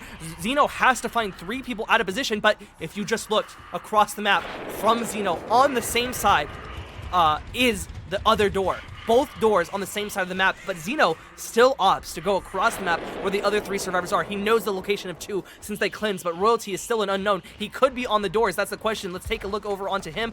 We see Nightlight is going to be the next one, and Chase and Arima is around the back. But the real question is, as Nightlight goes into the comp corner to die, where is Royalty? And he's not on the door, so if this down comes out fast enough, then it will still be impactful. Nightlight's going to take 1 hit, and now we're playing around the rock. Oh, and a whiff coming out from Zeno. That's not the seconds that you need. You need the down right now, because even after you get this down, you have to go across the map. Nightlight gets down, and Zeno immediately knows that he needs to head over towards the opposite side of the map. Zaka is going to start on that generator, or door rather. Royalty is going to get reset thanks to the pool of corruption, but this door is going to be open in the meantime. If Royalty's not caught out, this is going to be game over for Singularity on this set, and Eternal are going to take it. They are definitely taking it, and they are so close towards it. That's going to be Nightlight sacrifice, but Royalty and Zaka leaving the door, meaning Nightlight will be stage number 7 overall, but we were talking about 8. And even though you get all across the board, that's not going to balance it out. So Eternal is going to take the win in set number 3, 2-1 for them. And it does fall into our prediction, good day. We both said we see Eternal as the favorite team here, but I think Singularity made very, very clear that this was not so much about Eternal being dominant and more about Singularity, unfortunately, being 1 step behind. Yeah. They were so close on every game on the Doctor set. On this set, they got the tie on the Doctor set, but it seems like history is repeating itself, and they're just falling a little bit of a step's distance short. This is now going to be a very, very interesting 4th set, ladies and gentlemen. We are going into the Artist? Yes, Artist. No, I'm losing track of all the exciting things that happen. No, Wraith! Yeah. It's actually, the Wraith, but this is exactly the thing, right? The dead. Ladies and gentlemen, we know you're waiting to hear that we are playing the Wraith on the Dead Dog Saloon. The biggest mind game from DBDLeague so far, causing more chatters than ever. Get mind gamed, Andy's in chat. No, we are back. We won. Dan, Zaka, Sir Pickle, and Royalty coming up here on the Dead Dog Saloon. SNG 1 set point down. Eternal with 2 set points, and therefore in a little bit of a lead. Let's find out though how these teams are playing it, because we have seen so different strategies when we are talking about the Dead Dog Saloon. We see total abuse of the main building. We see hit taking at the main building. We see keeping them away from the main building sometimes if the region is located somewhere else. We have seen pallet attempts or pallet save attempts so often. So every single time we are loading into Dead Dog Saloon, I feel like the top teams are presenting us a different strategy of how to go against the Wraith. And we do see the first chase already happening, and that was a very, very nice decision here, going for the medium vault onto this tile. And look at this beautiful corner holding, getting information onto the killer. Everyone take notes for the pub games right here. We do see a very important pallet being gone here, and red herring, good day on this survivor. I just noticed. Wonderfully meta perk right there. Everyone knows it's toxic. Zaka going to take the hit because of that. Now V1 needs to try and catch up with him or get rid of some of the pallets. This is the best area for Survivor really to run on the start of the game, but soon becomes a very, very fast dead zone, and it's also the area where most killers are going to 3gen. So if you are V1, you want to get rid of as many pallets here as possible, and it seems like that's exactly what he's doing, bringing out his 1v1 skills, which you can practice on the 1v1 ladder at DBDLeague, discord.com, but you know, enough about that. Zaka going to go down on this pallet already very fast, coming out from V1 to get this much pressure. We saw survivors, however, already starting on the generators. They almost spawned on top of them, so this means Mini should be close to popping. Dan's is already close to popping. Kaz is already close to popping, and Sir Pickles is also near popping. Almost 3 generators close to popping right here. Zaka will take a hook and get that pain resonance, but I don't think it's enough to stop all 3 of these from popping very soon, or at least 2. Yeah, it is really, really difficult for the killer here. V1 has done a good job, relatively quick down, but still the efficiency of Eternal is coming through. Great one here as well. Onto this pallet, able to even keep the pallet alive and not sacrificing it while not taking a hit either. V1 now going to make the decision. Is he going back towards the hook, or is he going to chase Cass onto the main building pallet here? Not going to happen. Now going to return. V1 wants to set the second hook stage in stone for Zaka and Team Eternal here. It's a good decision, taking the point once again. We have 2 survivors, however, that was a very, very quick injury, and that's enough time for Cass to go for the unhook onto Zaka here. So they are reaching the shack as well. BT will still come in clutch, wasting every second from the killer here now, sacrificing shack pallet for that. But it's a very, very good trade here, and considering that the 3rd generator pops, it's absolutely beautiful. Yeah, V1 not even going to be able to get the M1 around this tile, has to play it normally, and because of that needs to leave, finds the reset immediately, though this could be huge. Diane is going to be able to take the body block, but it doesn't really matter because V1 should be able to still just pressure any of the survivors. They're zoned kind of towards the edge of the map, but he's not going to take that option. Instead, going to stay on top of V1, Dan, because he's running towards this area which he wants to protect in the late game. So very smart of him to notice where the survivor is running and take advantage of that. Now going to be running into other survivors as well, as we saw someone nearby, but V1 still going to stay on the heels of Dan and get the down. Now finally onto him. Another fresh hook will come through, evening up the score, but still Eternal does have all the pressure here since they've had the time to now get a reset onto Zaka, probably somebody else as well, and maybe even some generator progress. This would be really, really insane if that's going to come through. Dan is going to be hook stage number 2 here. There's a lot of work to be done for the killer, especially after the full reset when Team Eternal is now coming through in the main building right there. They are spreading out once again, trying to attack the generators as quick as possible. We do see cars already rotating into the area of the gallows, and that's going to be now the hit onto Sir Pickle, who's immediately taking 180 turn, making sure that zoning is not going to happen, but Eternal already on the save. That is leaving Cars in peace right now on the generator. No pressure onto him. That's going to be a mind game right here. Is it going to work out? We were not successful with this one. That's going to be Sir Pickle staying the winner in this very, very important mind game. Should reach the window as well. Yeah, V1 realizes that. It's coming back though. Dan was reset into the open. That was maybe a little bit too risky from Eternal here. Yeah, but they are going to be able to get the body block. V1 not even going to try to go around Kaz. They're just going to take his losses and go after Dan now after taking the body block, which honestly might be the better play. We've seen V1 be able to interrupt so many resets right here that it's actually crazy how much value he's getting out of it. Now he gets the down onto Dan anyway, too. So now another pain resonance, another application of a survivor in the middle of the map that V1 can not only camp, but also pressure other survivors while staying there as well. The second hook stage onto Dan will come through. However, it's only the third hook and only 2 generators remain. V1 is going to need some more points, hopefully, from fresh hooks here. That's going to be now the rotation back towards the hook. Dan, will he be the one that's tunneled out? That's the question here. And if that's going to be the yes, which it looks like, then how long can Eternal prevent him from going down? Zaka taking hit number 1 with his dangerous Jake. Kaz and Serpickle might rotate in as well, but at the same time, we do need to see the generators 50-50 game onto the lockers here, and it was the right one. Dan is going to be found and is going straight back onto the hook. No decisive strike due to the tier 5 killer that is played on the Deadlock Saloon. So that is now a setback for Team Eternal. 3v1 scenario, 2 generators to go. Difficult workspace for Team Eternal. They have a lot of pressure. They have a lot to do this. That's not going to be Serpickle with the injury as well. The 3-gen is going to be tricky as well. 2 injuries. I think you need to pull back for this one. You need to pull back for the reset. But if there's going to be V1 spotting them out while they're resetting, that could be GG almost. Yeah, but it seems like instead he's going to be over near Kaz. You see the little bit of gray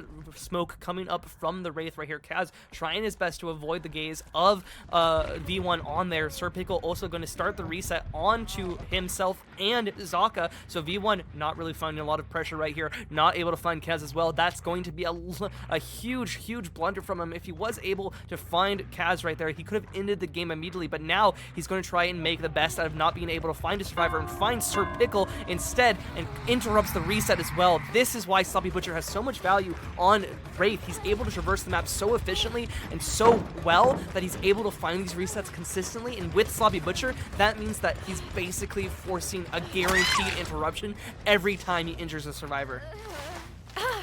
Now Serpickle going to be hook stage number 5 next to the main building. So V1 really doing an insane job. We were worried a few minutes ago about 2 hook stages for 3 generators. Now we're on 5 stages with 2 generators, and V1 looks more confident than ever. Absolutely staying calm, playing his game, following his game plan and his tactics. We do have the immediate unhook, but that means no survivor is right now on a generator because Kaz is immediately found, left the pallet though, but still a nice attempt from V1 here. We are going to block this shack window, forcing Kaz into holding W towards the next one. That should be with the sprint boost off the uncloak. The next one, we do see the reset, but V1 right now basically trading every injury for a reset. Whenever Eternal is getting something done, V1 already makes a little bit of progress, and this is what eventually Singularity is going to come down as an advantage here. Kaz now holding W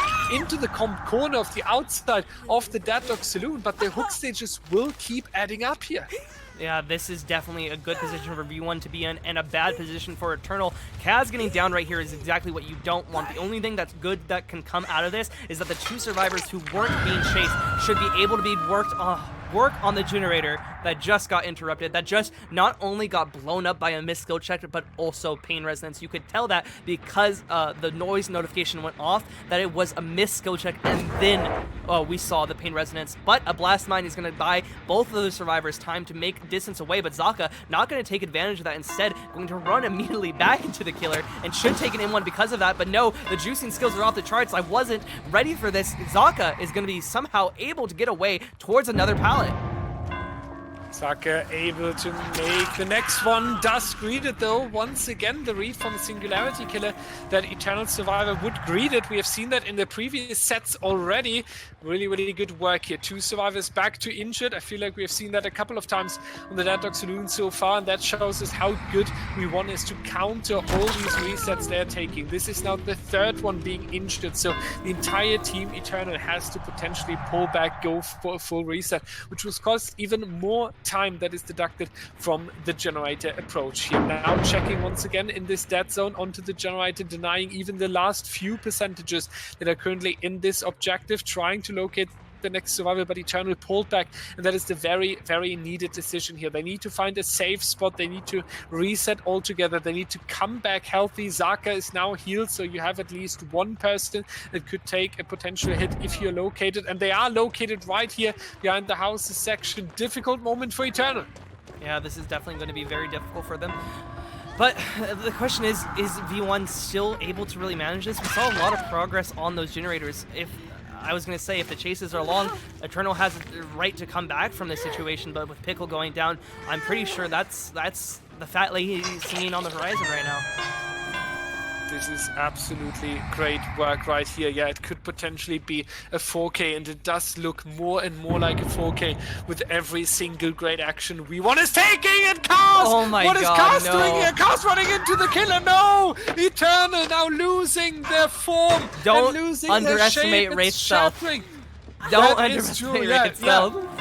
Yeah, don't underestimate the Wraith on the dead dog saloon. The Pickle is now saved, but Cast going down here, that is so much pressure. Good day. I'm even unsure about the fourth generator at this point. Yeah, I don't know. The survivors have no time really to manage it. Sir Pickle's gonna go down right now. Zaka has to focus on Kaz right now. You have to get the pickup. If you don't do that, then you're just basically throwing the game. So there's no time for him to work on these generators. Kaz gets picked up, so now they could potentially go for that. But if I'm Zaka, I'm saying come for the reset. There's no reason for me to go work on those generators right now because V1 has interrupted every reset that I've gone for. Now that a chase is going on, I think I need to take that reset as soon as possible. But as we see a missed skill check somewhere near a generator, I was gonna say, yeah, we probably are seeing someone working on the generator, and Zaka kind of confirms that coming downstairs.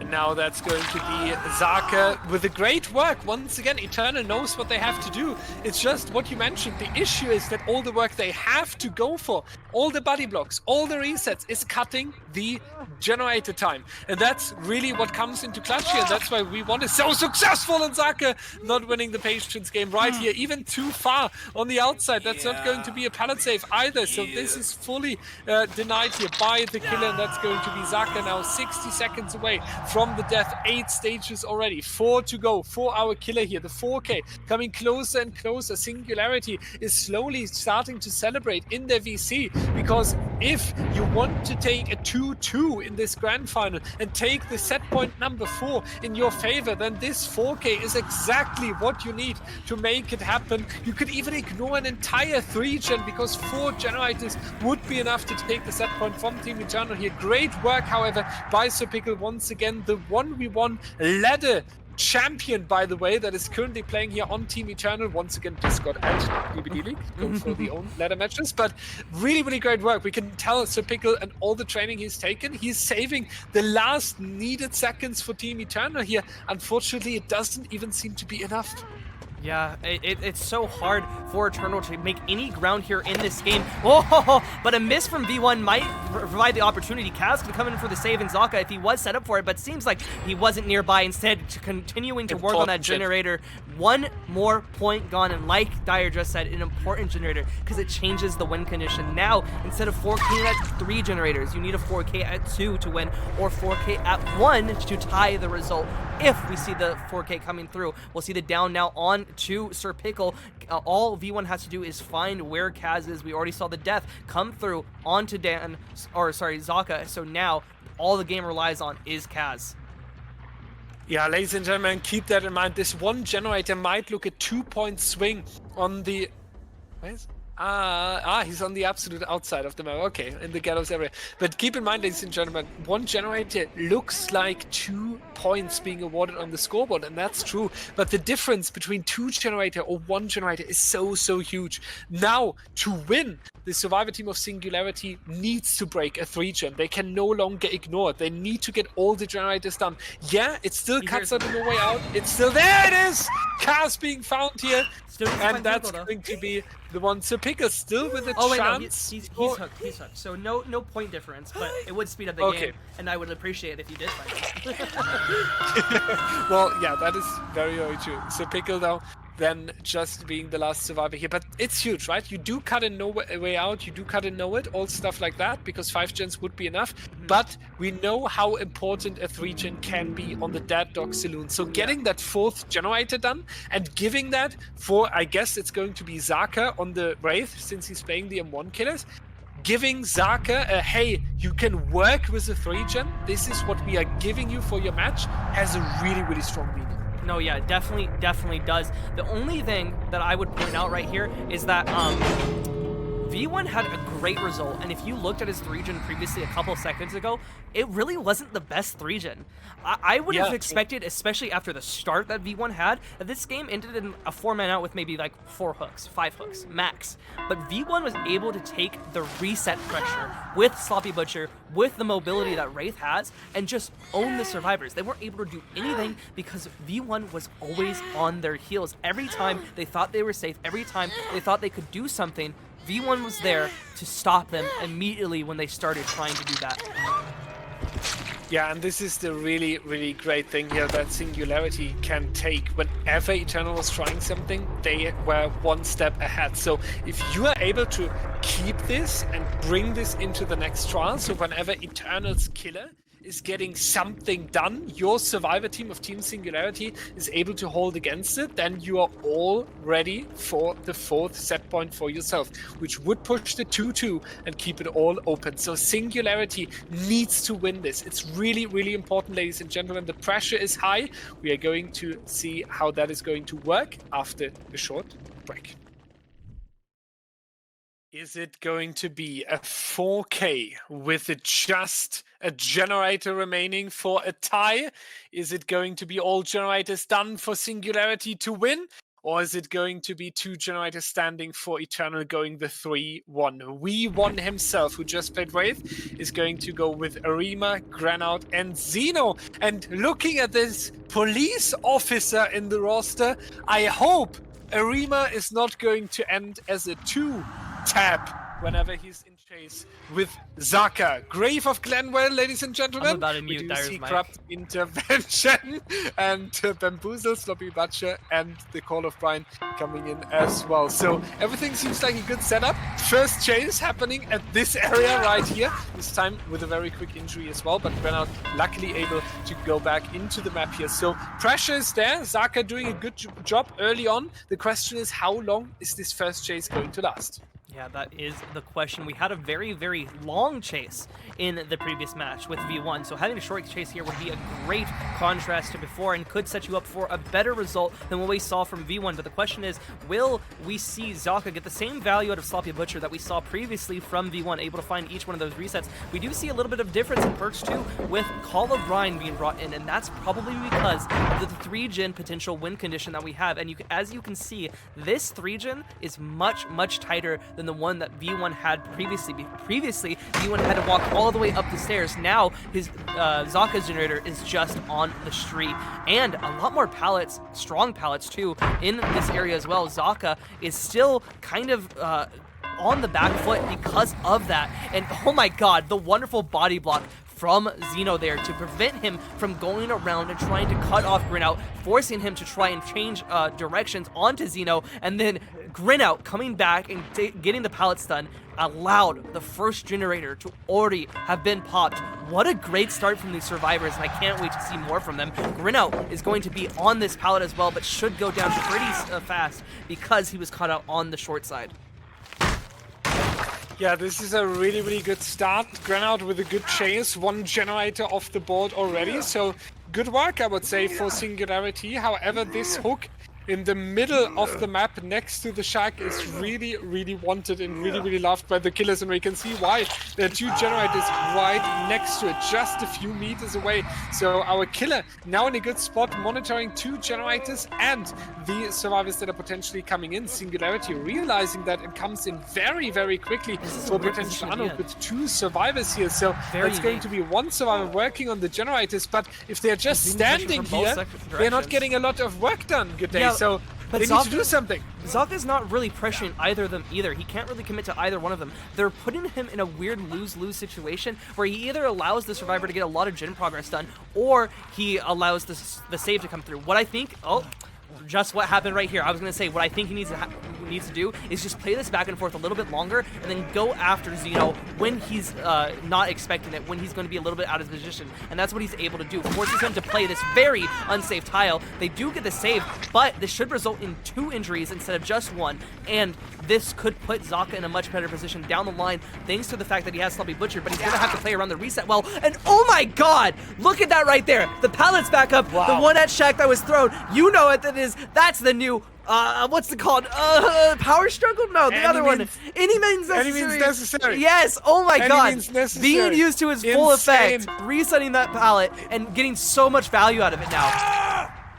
Yeah, there's not just a singularity in a pallet, there's a duplicate happening because... Okay, sorry, Dyer's mic is muted right now. He doesn't understand that his mic is muted, but I did it real quick just for a couple seconds to tell you guys. I won't let him make your ears bleed. It's fine, it's fine. Okay, Dyer, you can talk again.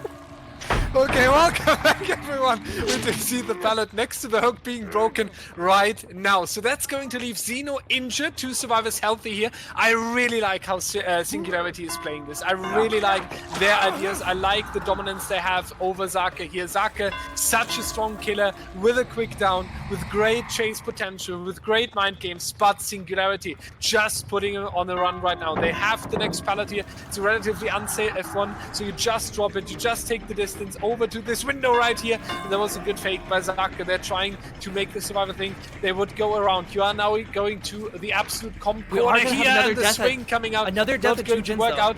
And this is really, really strong. Yeah, that's going to be the strong one. Granite is going to be dying. That's going to be the setback, basically, of the previous trial. The question is, are they able to pull something breakout with body block?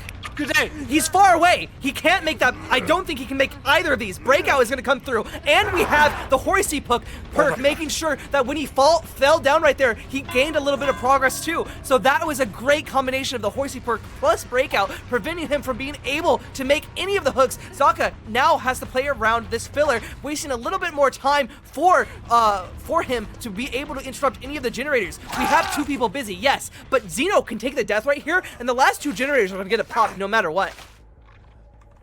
This is really, really insane right now. Granite going back towards the comp corner right here. There's this arena we were looking out for. Is it going to work out this time? 4th generator coming in, and it's enough this time. So hook stage number 3 being awarded, and Granite is going to leave the trial. 3v1 scenario on a generator remaining a little bit more difficult. Has he got generator his face? That's going to forces the grab. No, he misses the grab. He misses the grab. That's gonna waste a couple more seconds. That's a couple of more seconds. Zeno being pulled as well, so you cannot go for the stack right here, wasting more seconds. The hook right next to it, but that confirms it. Good day. We are going into a 2-2 in this grand final. Can it be even closer? This is such a good series right now. This reminds me of All Hallows League when we saw Agony and I believe it was Trauma in that final, going all the way to the best of 7 at the end. It seems like Singularity and Eternal want to do the same. This is just insane. 2 people leaving the trial, and this puts SNG back in the better spot here after Eternal took the 2-1 on the Plague. We were talking about how they are now in charge, how they are now the dominant one. Now Singularity putting it back, being dominant here with a 44-22 as well. That's not a normal score. That is a dominant one once again. So whenever Singularity is pulling a set back, they are doing it in a dominant way, and they are doing it with a very, very clear score. So it's absolutely amazing to see that. That means we're actually with the halftime now of this grand final. We do have a 2-2. It couldn't be any closer. SNG will stay on the killer side. We are going over towards the Artist. Welcome back, everyone. Nightlight on the Artist facing V1 Hardwell, Granite, and Zeno himself. We have a 2-2 set points so far. Halftime in this grand final. 3 more sets to go. And actually, after this Artist set, we have a big announcement to share. So stay tuned, ladies and gentlemen. The Wreckers Yard is a difficult map. However, you do have to worry about a lot. You do have a very, very difficult tile section, and wherever you are going, there's still a lot of action going. So it's very important that your early game really works out in your favor. Let's see what Nightlight prepared here. We do have an agitation and we have a no one escapes death. So keeping it safe towards the end game, and that's going to be a very nice first injury onto Granout. We do see Zeno coming in, but this that was very, very strong so far. That's going to be Granout. For the people there, they're trying something, switching it over towards Zeno, who's now the injured and broken survivor. Could mean Granout was the deliverance. Just an inch of not hitting it, so that's actually a really insane first chase here. Runs into the Crow though, he can get sniped now. Kind of a mistake there from Zeno taking that down. He's also going to be able to go into the basement thanks to that agitation. He could be really just camped out here in this situation, but it seems like Nightlight, instead of heading towards the central location at the start of the game, he wants to bring them over towards the corner so that they're more in the dead zones. They can't really, use the pallet gyms and the other jungle gyms and everything like that, the fillers, any pallets really, to get away from Nightlight. With them in the corner of the map, he can zone them very effectively with the Artist, and they really can't do much. And with Severed Hands, when someone goes in for the save in the corner as well, Nightlight's going to be able to not only down one of them, but also get another person infected with crows and prevent them from doing anything. We see another survivor, however, in the distance trying to come in for the save, and one on our right as well that was nearby that Nightlight was trying to keep tabs on. Granout also gets sniped from across the map on top of the hill, but we've seen that the crows can hit on the hill on certain angles, so it could have been a hit there, but no, just barely misses thanks to the killer instinct. We know that Nightlight was very close to getting that shot, but not quite lands on top of him. V1 now going to try and go in for the save. Nightlight already placed the crow, so he can't place another one to set up for the save, so V1 is just going to have to get down normally, but Zeno immediately runs in and uses his endurance very effectively to try and force V1 into the corner of the map, and Nightlight takes it to try and force V1 into the corner of the map. Now this zoning works really good here for Nightlight, but V1 is just going absolute edge map mode.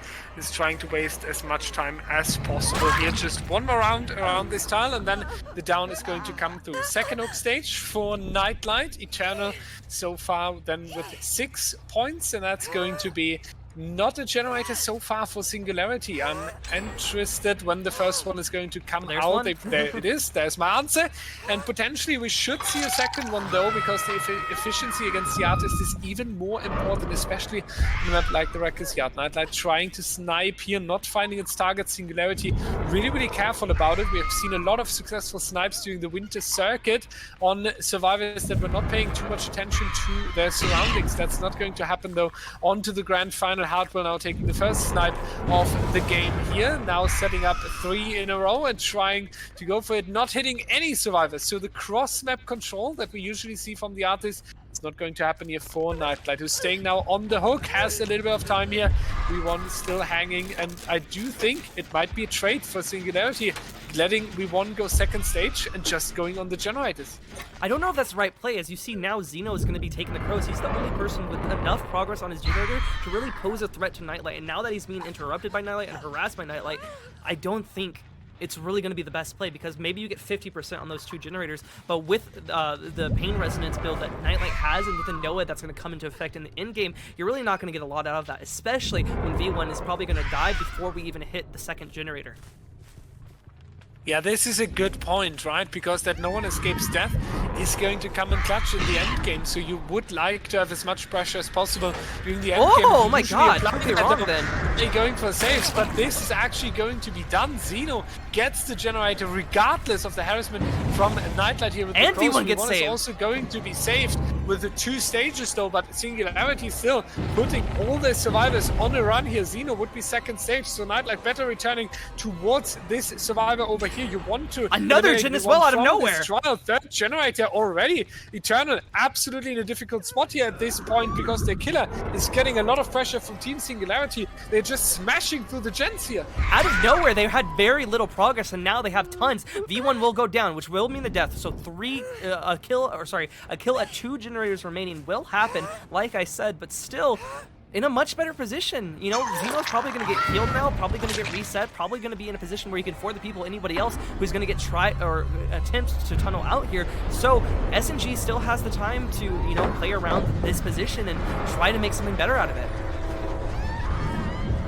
First question what's going to happen next onto this rock here. That's going to be a little bit of back and forth between them. Ace still doing a really good job now on the TL, not the safest tile you could be on, could potentially put you in a little bit of trouble, but that's going to be the injury right here. Granout and Zeno, now the 2 injured survivor. Hardwell still doing really fine, so that's going to be an interesting next step here for our survivor team. Nightlight trying to send the crows, not going to work out just yet. We have this pallet here on the outside of the Rakkus yard. Is it going to work out? Zeno doing a really brilliant job here, keeping Nightlight busy, going for the window. Nightlight was expecting the fake there, was double backing a little bit, but Zeno just holding down. No, wonderful window fake! It was a very nice fake here. Zeno shining in this chase. This is exactly what you needed, and even though it was only 3 additional seconds, these 3 seconds can matter when we are talking about the generators that need to be done dodging this crow as well. Hardwell doing a really good job. Might be Granout getting another gen. Yeah, and this one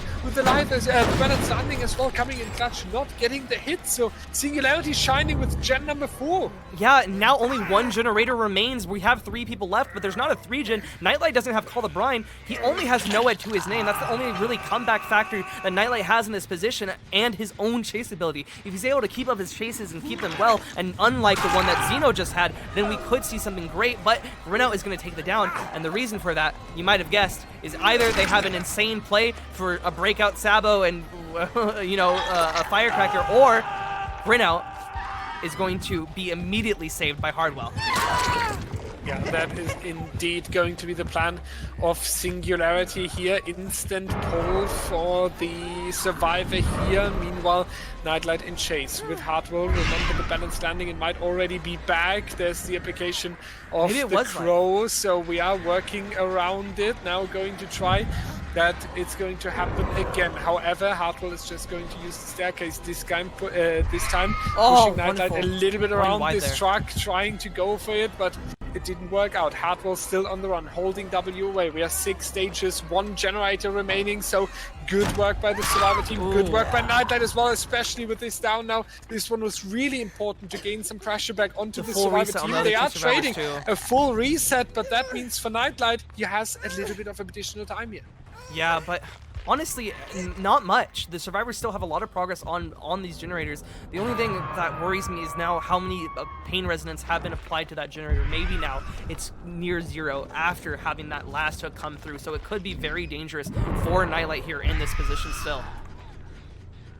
Or now we are going back.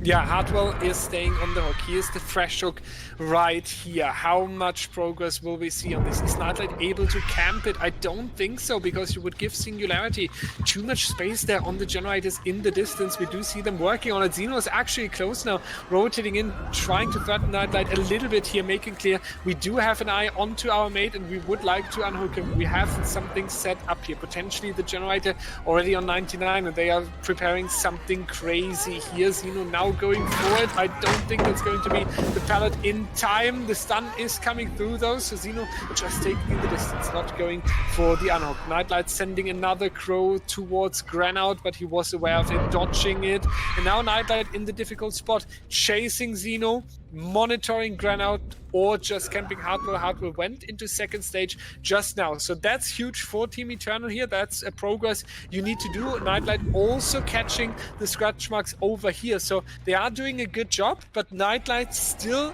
not able to really put the foot down here with the dominance. Same for Singularity though. Whoever makes the next mistake is going to suffer a lot. Yeah, Nightlight has done a great job of trying to claw this back after Zeno's chase against him, buying so much time, allowing 1 generator to pop. Nightlight has been able to get multiple downs after downs after downs and not allow anybody to put any pressure back onto him. Even when we saw the play from Hardwell trying to get the instant save onto Granout, trying to get Zeno out of there, we still saw Nightlight approaching that very, very promptly and making sure that nobody could come in and get safely out of there. And Nightlight now in a great position. He's going to be able to hit Granout here or just body block him and prevent him from going for the save. He won't have enough time. Zeno is the only one who can go and help them, but Zeno's across the map working on Jin, and he's injured, so Hardwell is just going to die here. Granout now going to be the next one harassed, but Nightlight knows that Zeno's working on this generator, so he has to head over there and ensure that Zeno doesn't pop it in the next couple of seconds.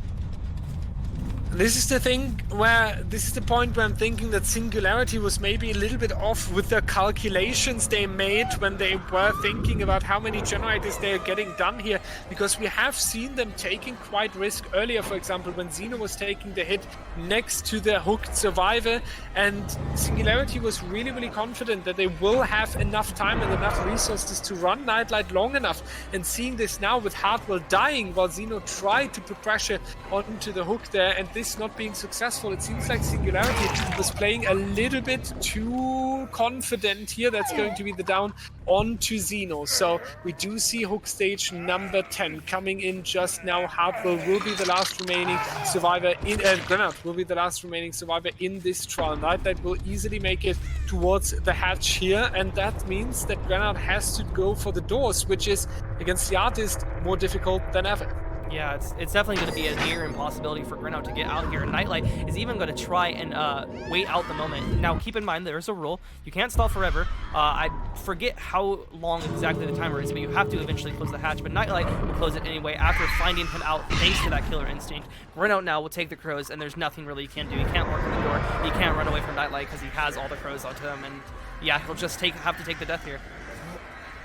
Yeah, that's going to be Grenade's last run on the practice yard with the Noed even quicker. So it's going to be the 4K on one gen remaining, a very famous tie condition in the winter circuit. So I wouldn't be surprised if we potentially see another one. We do need all the generators here when we run it back. 28-8 Eternal 5 gen win condition. That's a very great one, and that's a really strong score to set here, especially when we are talking about taking the match point, basically the third one, and then putting all the pressure for the last set onto them. So Eternal in a good spot once again here. Nightlight doing a really good job.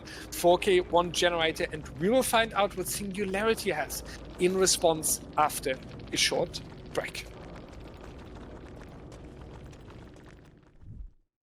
Welcome back, everyone. V1 is going to take the Artist, and Dan, Zaka, Nightlight, and Royalty are going to play for Team Eternal. Let's take a look here. It's all about this third set, because once you have 3 set points, you're just 1 win away from taking the crown in the winter circuit. So this is such an important one.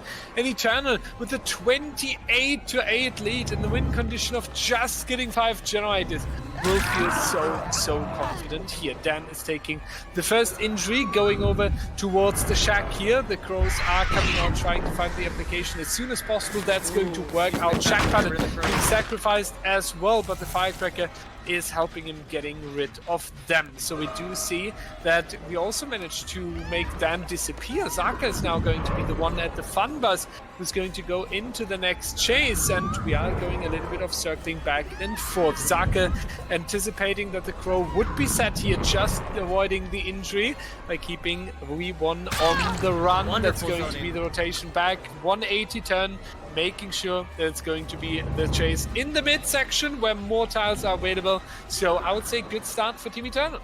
Yeah, a good start for them, but one thing that V1 has over in Nightlight is that he was able to know the win condition beforehand, which means he didn't have to bring that Noed. Nightlight didn't ever even need Noed, so now V1 is up a full perk off of Nightlight. So if he just gets a similar performance, he's going to be able to do a lot here. Wonderful zoning from V1, but Zaka was under a pallet, and someone comes in for the save, preventing this first hook from coming out pretty fast. We're probably going to see 2 gens pop because of that. V1 just a little bit impatient, could have possibly found somebody else nearby and ensured that he was able to have another injury onto another survivor, but because of that, now has to restart the chase onto Zaka and has someone behind him who's ready to take the body block. The wonderful play from Dan, but the crows snipe Zaka from across the map and are able to get it down, and now V1 is back in that situation that I was talking about beforehand that could have been a possibility, now turned true. V1, please, don't get the snipe.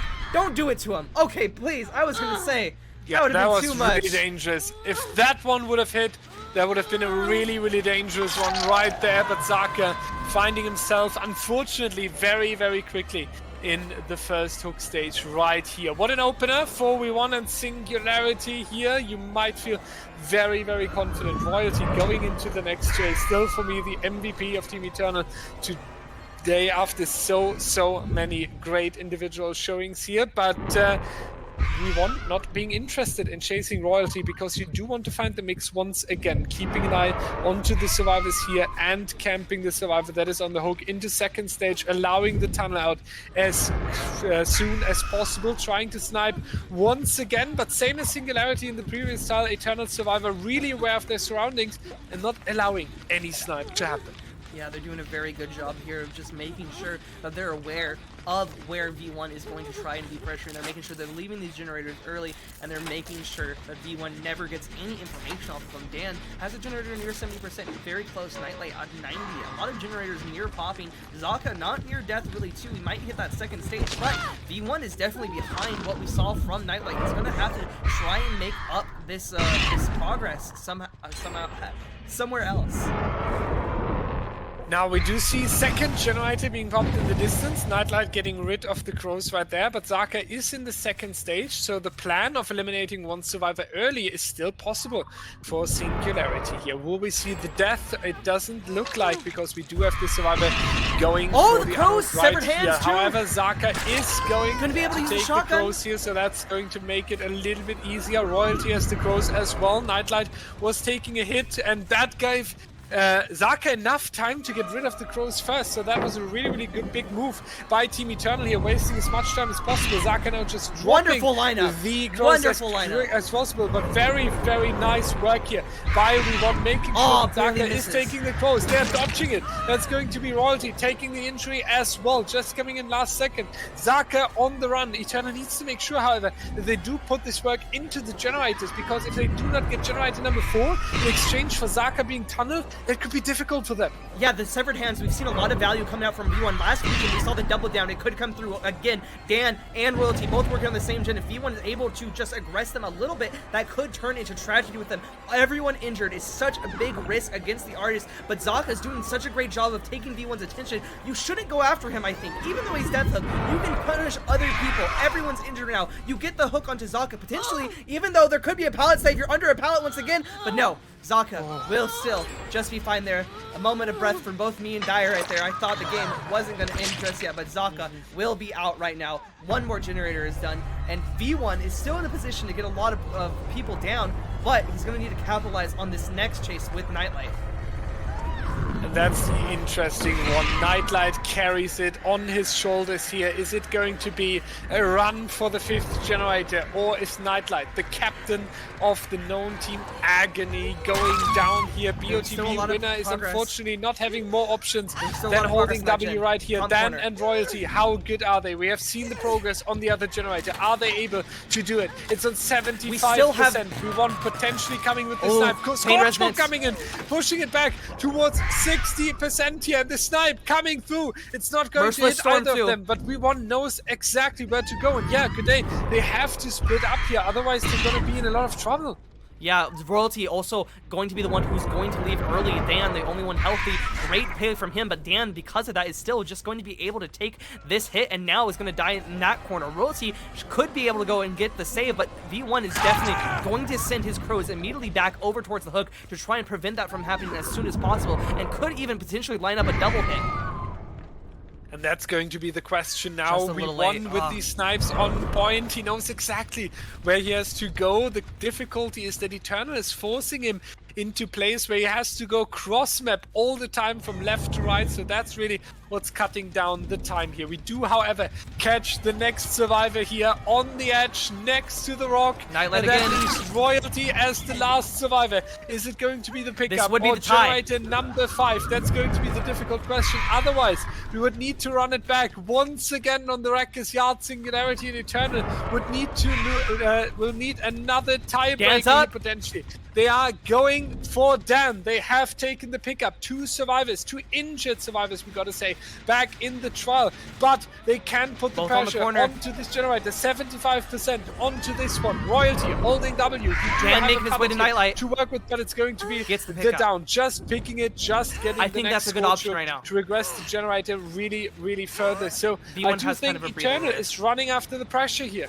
Yeah, V1 has a little bit of breathing room here. Even though Dan's gonna go get the pickup on Nightlight, even if he gets the reset. It's really just a better position for V1 to be in since he has the Jhin so close and also the pain resonance applied to that generator as well. V1 is in a great position to just take the hooks here. Plus, it's going to be 3 points. That's always going to be good for you. Guaranteed points is very, very good, but V1 needs to stop them, and he needs to stop them now. If you don't want to give them the third set point, then you need to stop him here and force this tie. Dan and Nightlight going to get reset, but V1 on the trail of Dan already should take the injury onto his back. Now has the potential to set up his crows as well, or could even set up his crows to prevent the unhook from coming out from Nightlight. It seems like that's what he's going to do. We don't see anyone interacting with the hook yet, so V1 doesn't have to shoot his crows, but as soon as that hook turns, you're going to want to shoot those over, and now Nightlight's also going to set up and be in the range of this. We could see a double hit coming through. We already see one at Shaq. Oh, but just barely. Both of them somehow will miss.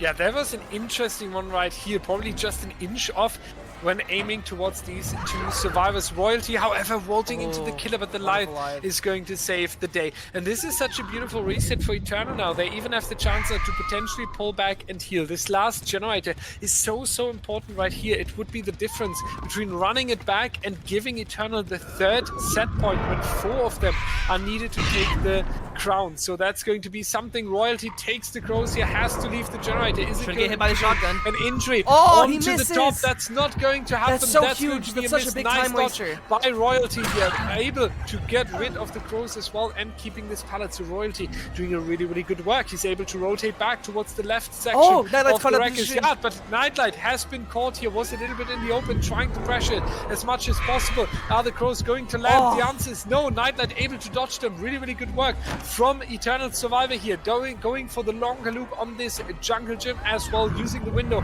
perfectly. So absolute great work by Eternal, staying dominant. Yeah, Eternal is just trying to stay alive here. V1 trying to pressure them, trying to put them away, but the survivors keep coming back again and again. They're not letting V1 put any pressure onto them. One more down, one more hook, and I think Eternal is going to be out of this, and they know that themselves. They're trying to play slow, but slow aggressively at the same time. They're trying to just get as much pressure as possible, but V1 lines up a snipe, but it's not going to be enough. Dan and Royalty commit to the generator and complete it. That's going to be the 3rd set point going in favor of Eternal. Insane work by Eternal. The 3rd set point is so important because 4 are needed to take the crown in the winter circuit and truly name yourself the best team in the competitive community here in the DBDLeague events. We have Royalty, the injured one, now taking the crows, and that's going to be a difficult setup for him. V1 is going for them. Royalty is moving away, but more than holding W is not possible on the outside of the Wreckers yard. That's going to be leaving Nightlight very likely with just escaping. We have seen the lights at the door, and that's going to happen just now. So Eternal even taking stages out of the door here. Impressive showing in set number 5 on the Artist. Very insane work, and all I have to say now, Singularity under more pressure than ever. Yeah, this is definitely not the position that Singularity wanted. They wanted to force the tie. That would have been the best result, obviously, but also because this is the Artist set, this was their chance to redeem themselves from losing it in the winners finals. They showed such a great showing there, but unfortunately, once again, not able to take it. Will lose to Eternal on the Artist set. Very unfortunate, but something that's not going to be unfortunate that I want to mention, we have a very exciting announcement coming to you guys after this game. Yeah, an exciting announcement. Everyone should stay close. There's no time to go for a drink, no time to grab the next popcorn bag. Please stand by. We have done, I would say, something in DBDLeague, following up on what we've seen in the past couple of weeks and months, and I think we are all very excited to share it here across the entire team, and you should be excited as well. Now I'm trying to stretch the outro a little bit until the game is over. Dan, please dial in a bit faster then. We all want to see what it is. But yeah, it's basically a lot of work from the entire team that's been over here in DBDLeague, and it's all coming down to this announcement now. We talked a little bit about Season 8 at the beginning. You're getting a sneak peek today, but that's not the announcement by far. So good day. I think you are the one leading us into that, right? Yes. Here, 1 second. Let's go over to a campfire chat. This is going to be something very exciting. Something that I've been working on for years, personally. And just some cool stuff that everyone on the match staff and the staff team have been working on to try and bring to you guys to make you guys have the best experience in comp DBD that you can have, whether you're old, you're new, or you've been around for an ineligible amount of time because you're a time traveler. Who cares? As long as you've been here, a part of our community, we're going to be here to try and serve you guys the best content possible and the best systems possible. And that's what's going to come very, very soon.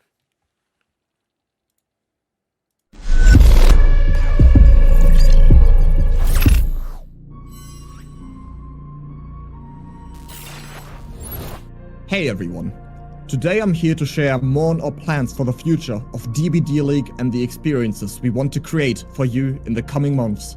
The growing comp community and the players' passion for the game have pushed us to dream big about what this esport can be. We want to build an esport that will meet the overwhelming demand we're seeing in every corner of the scene. We want to highlight rising teams and create bigger and more creative shows. We're taking everything we've learned, adding in a few new ideas and reaching out to form partnerships that will help us realize our dreams for the next edition of the DBDLeague season. That is why this year is going to introduce a new structure for selecting teams. Welcome to the competitive leaderboard. In previous years, we have selected well-known teams and interviewed them to see who fit our vision of the event the best. But now that the scene is bigger than ever, we're inviting everyone to join. Register your team in the Discord by using the command /team in team management. You can list your team's name and members within the command. When the roster listed in your team creation plays in a ladder match against another team, points will be awarded or lost when winning or losing matches. You can start a ladder challenge by typing /challenge anyone in LB matchmaking. You can also update your team's roster by using the /team command again. Rosters require a minimum team of 4 players to participate and a maximum of 12. Ladder matches are scored and balanced the same way as the regular season. Info about specific balancing rules can be found in #teamladderrules and info. Now here comes the fun part, what this means for Season 8. Directly after this video, the ladder will be public on the Discord. Teams will have a month from now to get into the top 16 on the leaderboard. The top 16 after the month has elapsed will be invited to apply for participation in Season 8. All teams that accept this invitation will be interviewed and possibly chosen for one of the 10 teams participating in the upcoming season. However, only 7 spots remain. The 3 finalists of Winter Circuit, Eternal, Singularity and Sequence have already been invited to participate in the upcoming season. If you want to join them, make sure to join the ladder now. The competition won't be easy, but anyone can make it into the next season. And even if you fall short of the top 16 after a month, there's still a present awaiting you. Both the team and 1v1 ladders are getting prize pools. We're going to kick off the next season by hosting the most exciting ladder matches every Friday. Teams who participate in these show matches will also earn 10% more points from every win. Everyone is invited to join the fun this season. Many more announcements will be made in the coming weeks. From everyone at DBDLeague, thank you so much for your support.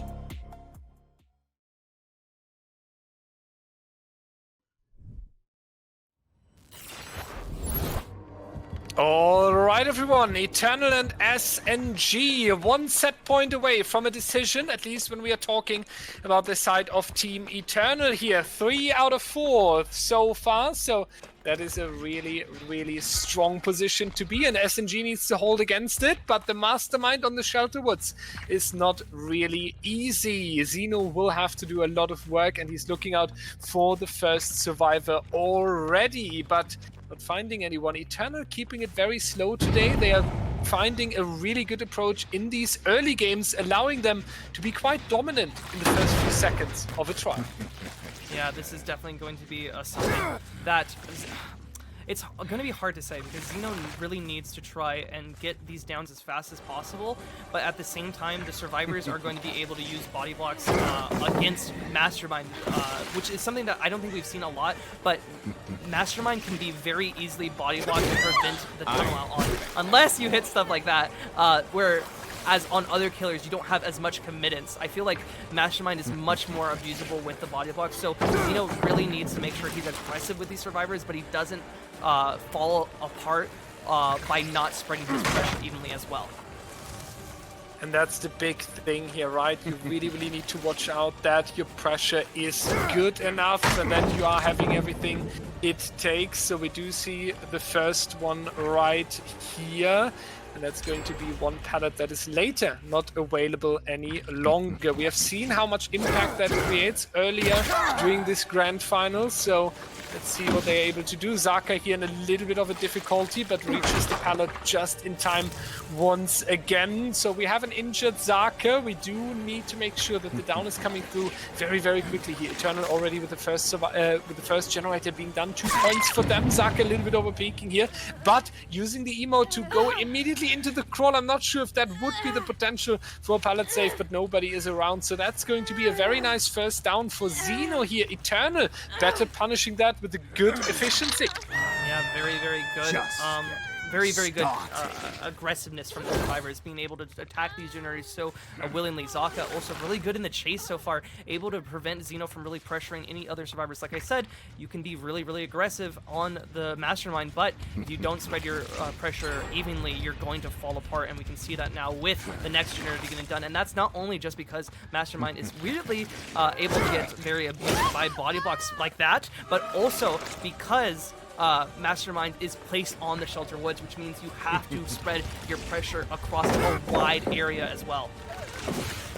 That's now going to be the next injured survivor here. So Pickle and Zaka have to work around Zeno's pressure that is going to be applied, and we are going to see now that we are with the next generator. First of all, 3 of them are already done, and our survivor Sir Pickle is just holding W towards this pallet over here, is trying to go for it as long as possible. And what a swing by Zeno, getting the down onto Sir Pickle here. Really impressive work. Zaka in the other section of the shelter woods not being reset just yet, so that shows that they are working on the generators here, and they're doing quite a good job with doing exactly that. So we do see them being the reset now. So Pickle is a fresh hook, so time being saved here as well. I really like what Eternal is putting on the table here. Yeah, Zeno only has 2 hooks, and 3 generators have been completed. That math doesn't even work out 1-to-1, and as a killer, you really don't want that math to work out 1-to-1. You want it to be way lower than that. So Zeno really not in the position that you would like to be. Now going to be finding Nightlight in the next chase, has to play around this filler, and Nightlight, I think, used a little bit of live to get away there as well. So Zeno, once again, has to leave a chase. This pay before he comes through. Zeno was heading back there to try and prevent it, but now has to catch up, and potentially we could see a For the People play or anything else to prevent Sir Pickle from going down here. We do see him using the spray onto Sir Pickle as well to prevent him from being instant downable or hindered, and now we see Dan also coming in for the body block. Now Zeno going to chase Sir Pickle once again here. He wants the 3rd hook stage onto the Claudette, and that's now going to be the rotation into the midsection of the shelter woods. So that's going to be the next one where he's just holding W, trying to take time from Zeno, but it's not going to work out. Interesting to see that we don't have additional generators from the side of Eternal just yet. I was expecting that the 4th one would come out very soon here. Yeah. Here's the thing though. I think Zeno has a little bit more pressure than we're leading on to here right now, because he has the death hook potentially onto Sir Pickle, and he can get a fresh hook out of this as well, and then into the in-game. Mastermind is really good at the in-game because he can usually spread his pressure with his infection, but honestly, maybe I am overestimating him because there isn't that much infection spread. Well, now, however, start on the next chase, and really what you need right now is a fresh hook, and you need him down pretty fast, but Zeno misses one of their bounds and now has to walk all the way back to the hook, just wasting a little bit more time. And even then, the survivors are going to be on the generators across the map, so if you want to get to those, you have to wait even longer. You can use your bounds to get over there, but you're not going to get a hit. It's just a trade-off that you really don't want to make here if you are Zeno, and in a very precarious situation, to say the least. Now, let's see what Zeno has planned here. Is it going to be just the camp onto this survivor? The last few seconds, we do see that Dan is coming in at this point. Will they do a last second save? That would be a huge setback. Sir Pickles on the last one. Singularity. Oh They are no, getting it. Zeno! Nightlight just coming Zeno, in no! in time and will take the trade. And You have to get G'day, Sir Pickle. this was something, yeah, that was something you can't allow to happen when you're Lashton's done too. 3-2 in the grand final. Last generator here as well, so that's actually a huge turn now for Team Eternal, potentially coming in with a 4 out. I'm even surprised that Nightlight is not going to be the camped one, because chasing Dan here with the Shack Pallet still being in the And trial adrenaline on is Nightlight quite too. risky. Yeah, this is so risky from Zeno. You're gonna have to play your survivor round out of your mind. You need to go for guaranteed points here, and going for someone like Dan isn't how you do that. Sir Pickle isn't who you want either. Zaka is a great target, honestly. Go for Zaka if you want to, but you need to get somebody down. You need to get them before they are able to make the gates. Your gates were so close too. If you were able to get the death just onto that survivor, they would have been out of the game. You would have had both gates. There was no way nobody could work on these gates. You'd have been in such a better position, but now everything's falling apart. All the survivors are free. Nightlight gets adrenaline, and you're in this end game without a clue of what to do or who to go after. This is now going to be Zaka here, the final one. He's also still healthy. We don't have an end game perk, so Team Eternal potentially just coming in a few seconds here and making sure that they are going all in. And we actually lose a little bit of track of Zaka right there, so now we found him back. The Lithe coming in as well last second here over the pallet, and there is Team Eternal coming into the shelter woods and guiding him into the exit gate, trying to get ahead of the survivor, now going to use the tree for the injury, but I don't think that's going to be enough, so we are actually going with 4 stages out of this door. Yeah, that is absolutely insane going into here. That's just such a sad result to see on the Mastermind. Just not what you would have wanted in this situation. So it's very hard to see in this situation. 18-11 would be the final score, and going into the break, there's not a lot that SNG really can do in this situation. Yeah, it's going to be a lot of pressure here for Singularity. 4 stages away from the last set point for Eternal to take the crown in the Winter Circuit is a really, really difficult spot to be in. So we have to see what's going to happen. We'll find out, ladies and gentlemen, after potential last break.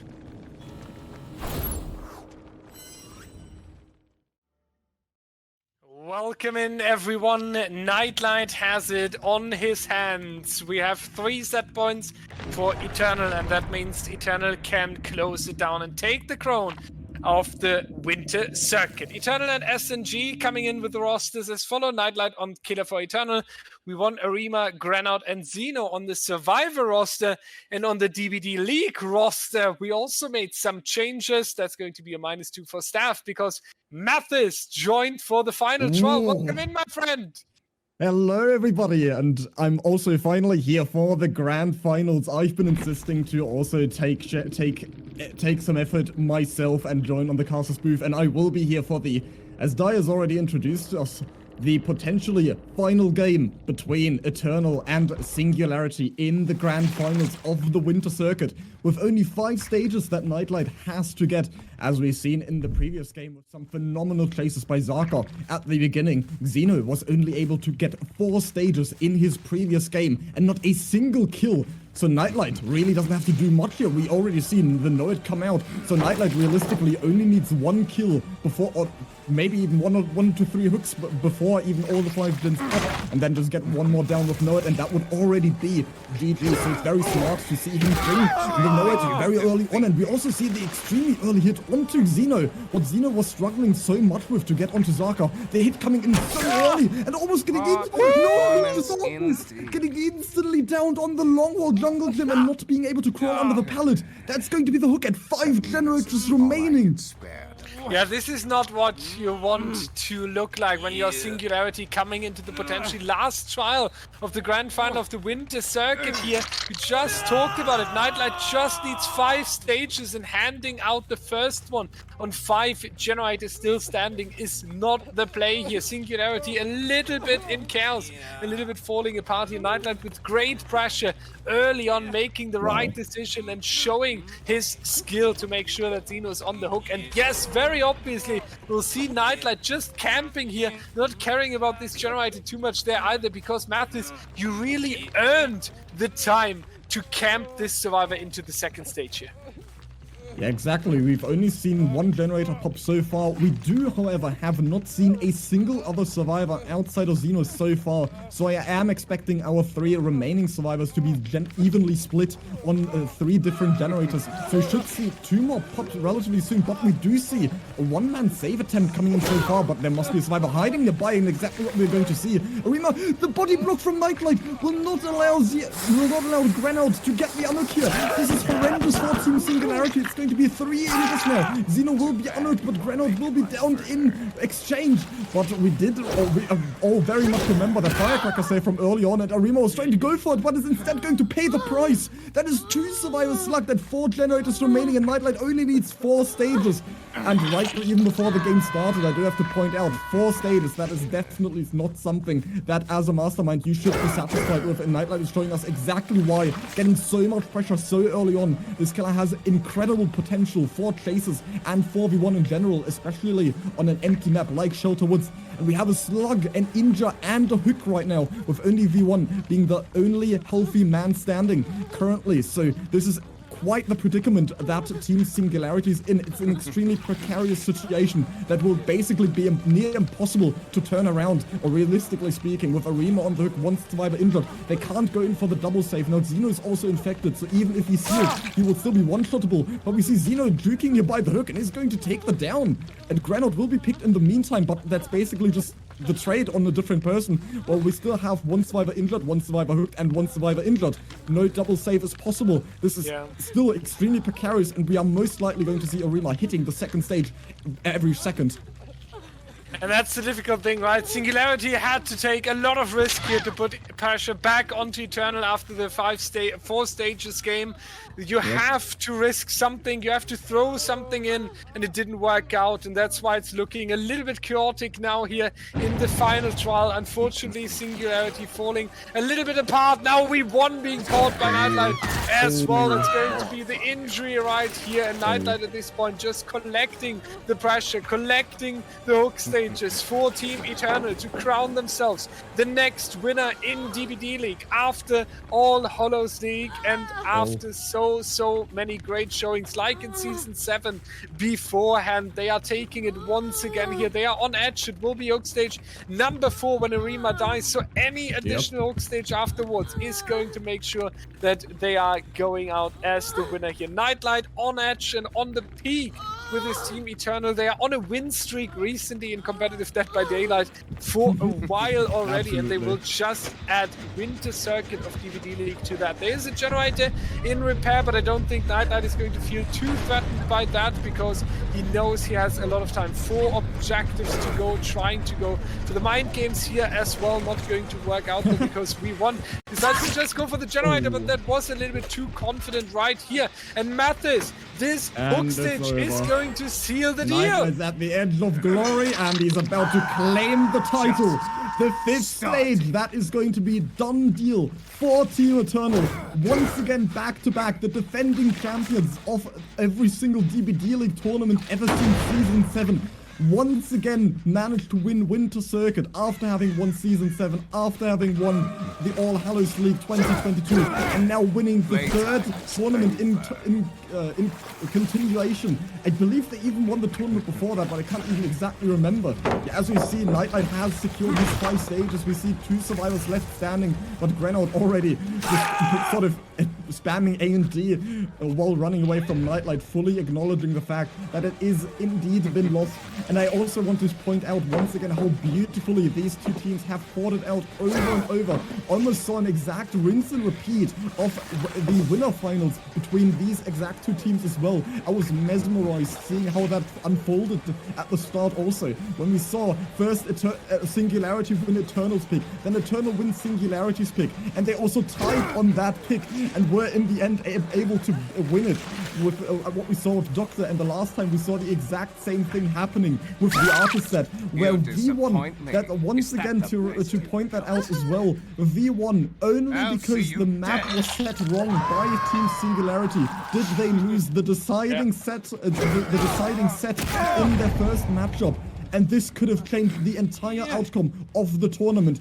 That very mistake, the -2 that Team Singularity gained through setting the wrong map, forced them to restart, forced them to give Eternal a window of opportunity to take the matchup.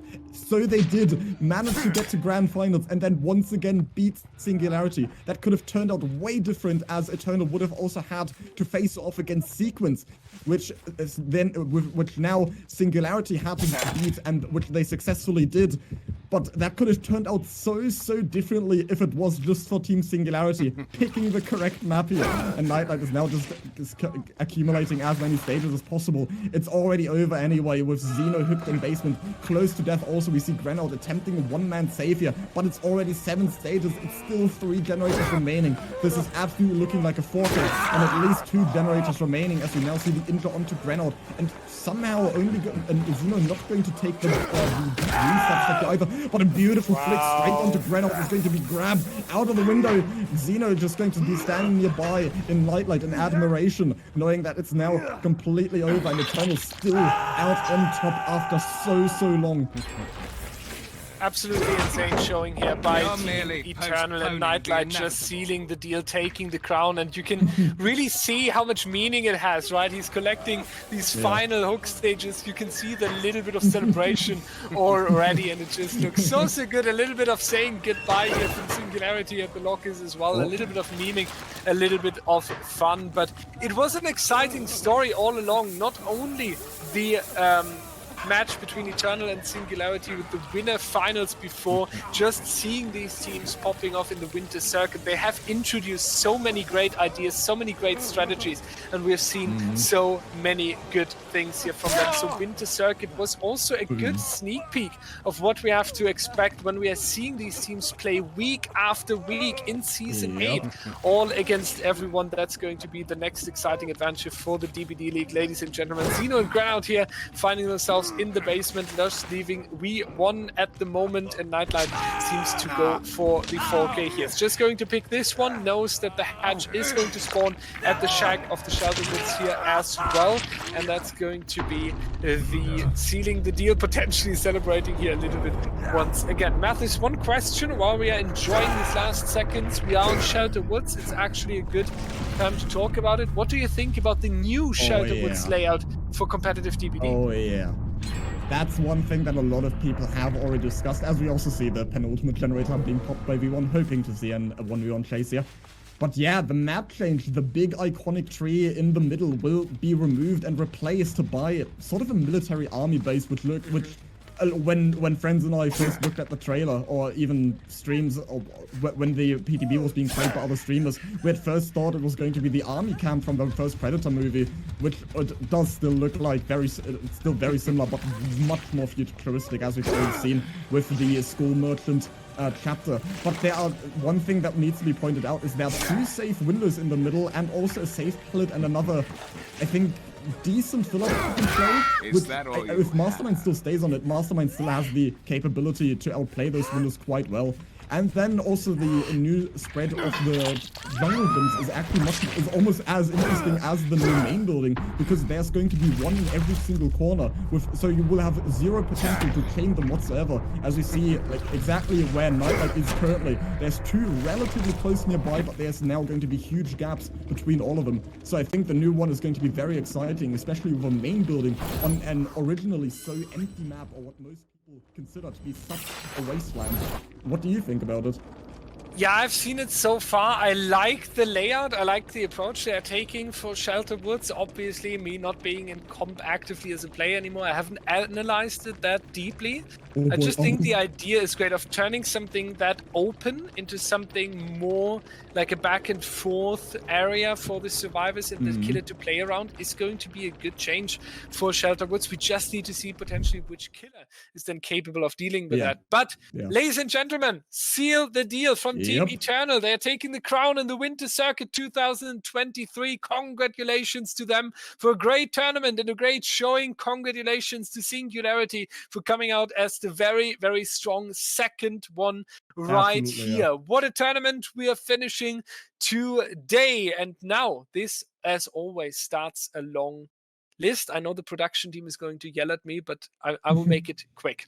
We have to say thank you to all the people that have been around in DBDLeague and supporting us, watching the streams and enjoying the games with us. Your support is the reason why we can do it and why we love to do it. Every single sub, every bit, every ad you watch, everything is going to be used on our production, on the prize pools, and on future events. And you have stick with us through game bugs, to spectator bugs, and through other issues. So thank you so much for your patience and being around. Then, second of all, thank you to all the teams, all the players. We had amazing qualifiers. We had amazing 8 teams in the event. Thank you to Eternal and Singularity for today, but also to all the other competitors that have played in this event. And then I have a very, very large team in the background. We have a match staff team scoring, perk checking, player verification, everything like that. It's just insane how many people are involved in DBDLeague at this point. It's amazing to see them joining week after week to put their free time and their energy into the hard work for DBDLeague. Then I have my staff team, amazing people to work with so much dedication and so much motivation for this project. For example, a good day with all the production, with the ladder, a community manager. We have so many different departments, and to all the people on the staff team, thank you so much for your time. Season 8 is around the corner, ladies and gentlemen. Make sure to join the ladder in our Discord. You want to be top 16 to be invited, because Season 8 is the biggest event in the entire competitive community, and you want to make sure you will be right there. As always, and as it became kind of habit, I'm giving the head of production good day with a special thank you, the outro of today. Thank you, everybody, for coming to Winter Circuit. Thank you, everybody who's participated in DBDLeague for all of these years. Thank you to anybody who has ever watched us, who's ever followed us, who's ever put a message in the chat. We owe everything to you guys. We're going to continue to grow DBDLeague into something that is going to be bigger than just the comp community. This is going to be the new era of DBDL, and we hope to bring you guys along for us. So, if everyone in the staff call wants to unmute, I think we're going to say a big ol'... Also, thank you for watching the ads as the YouTube manager. Yes. Everyone can join me in saying bye-bye!